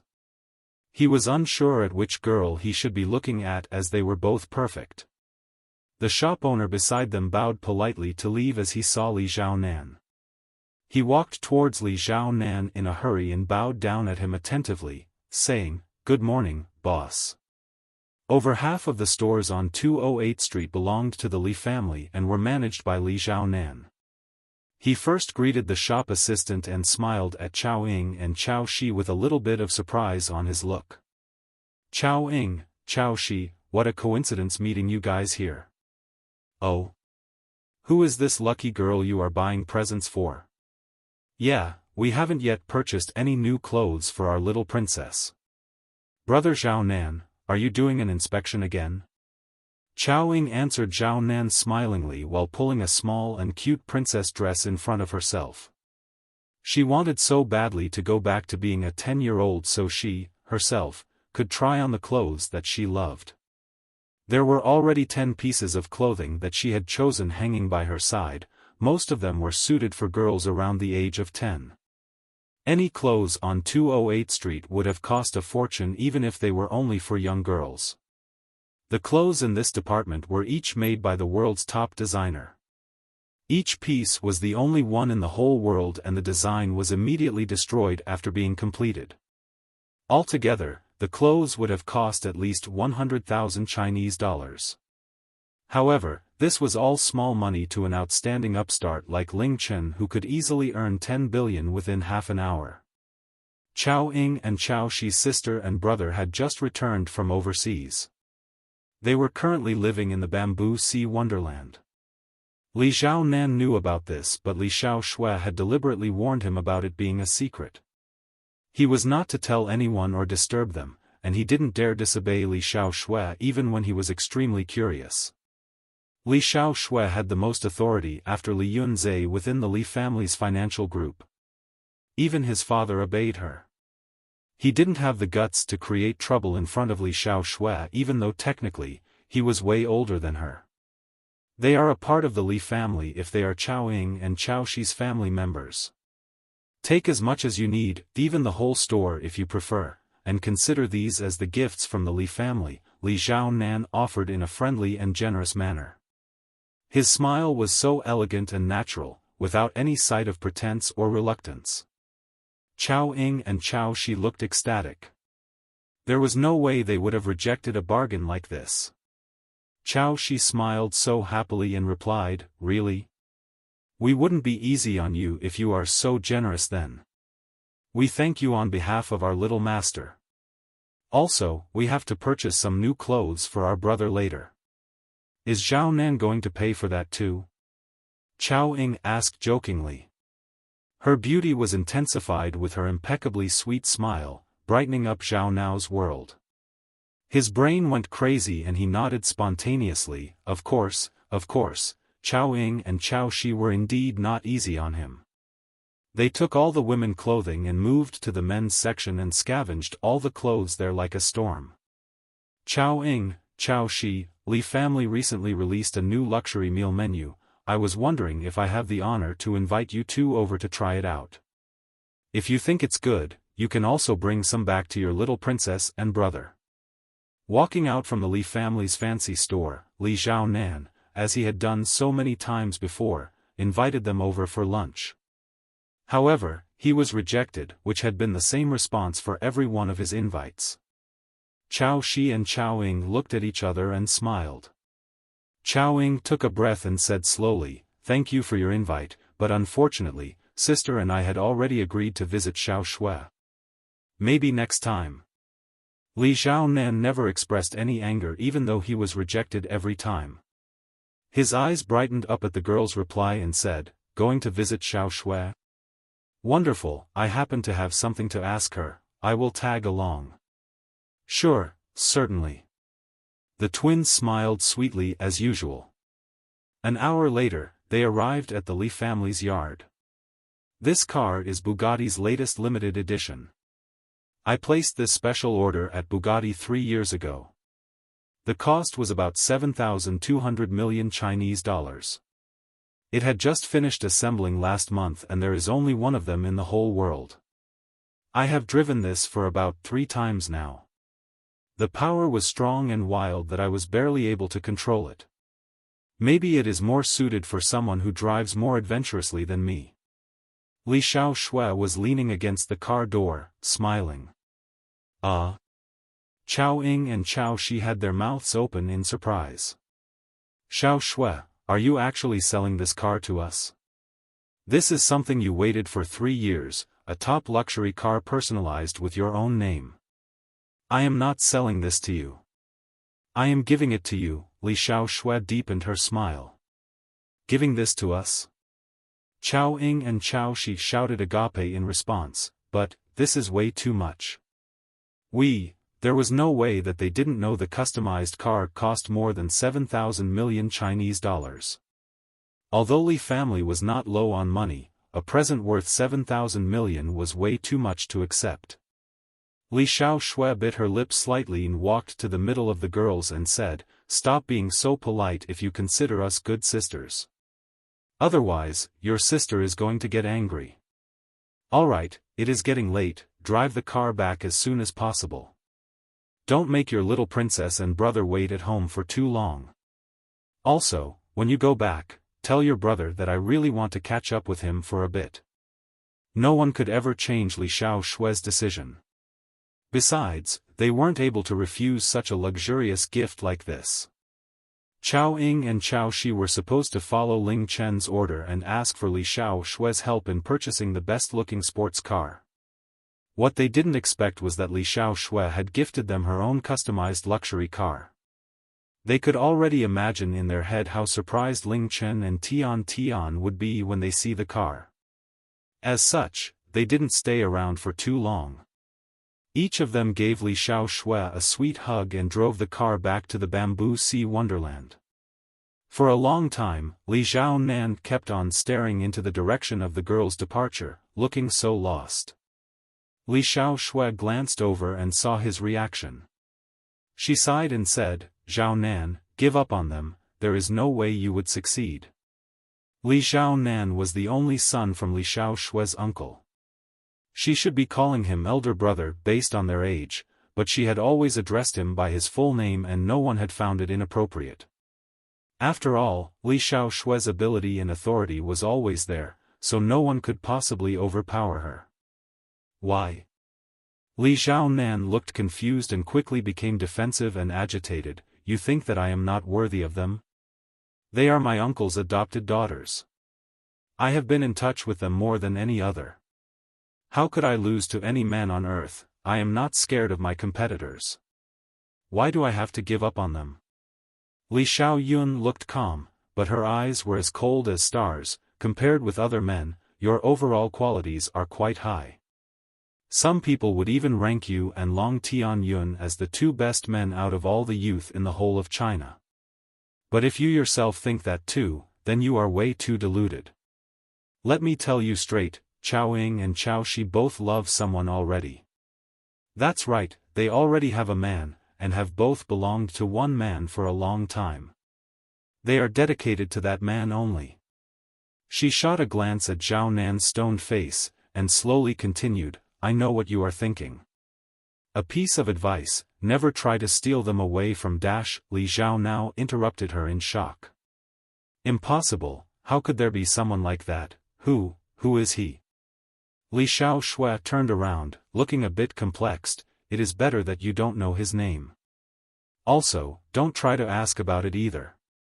Besides, you better stay away from the Bamboo Sea Wonderland, otherwise, I really can't predict what will happen. Bamboo Sea Wonderland. Ling Chen felt too good today. He was almost blinded by how awesome the car looked when Chao Ying and Chao Shi drove back the customized Bugatti car. Learning how to drive was compulsory to learn as a peak-level Reaper. Ling Chen was still able to drive well despite not touching cars for years. The house was surrounded by lots of empty space, so every day he would drive Tian around a few times. Under Tian's request, he had also started teaching her how to drive. Using a luxury sports car to practice driving was exciting. Even pressing the accelerator lightly could make the car's speed go from 0 to 100 km per hour instantly. Ling Chen broke into a sweat so many times even though Tian had only driven in the main seat for half an hour. Luckily, there were no crashes. Finally, he convinced Tian to make dinner. He took a long breath and entered the pool to wash off his sweat. Shortly after, two slim bodies fell into the pond.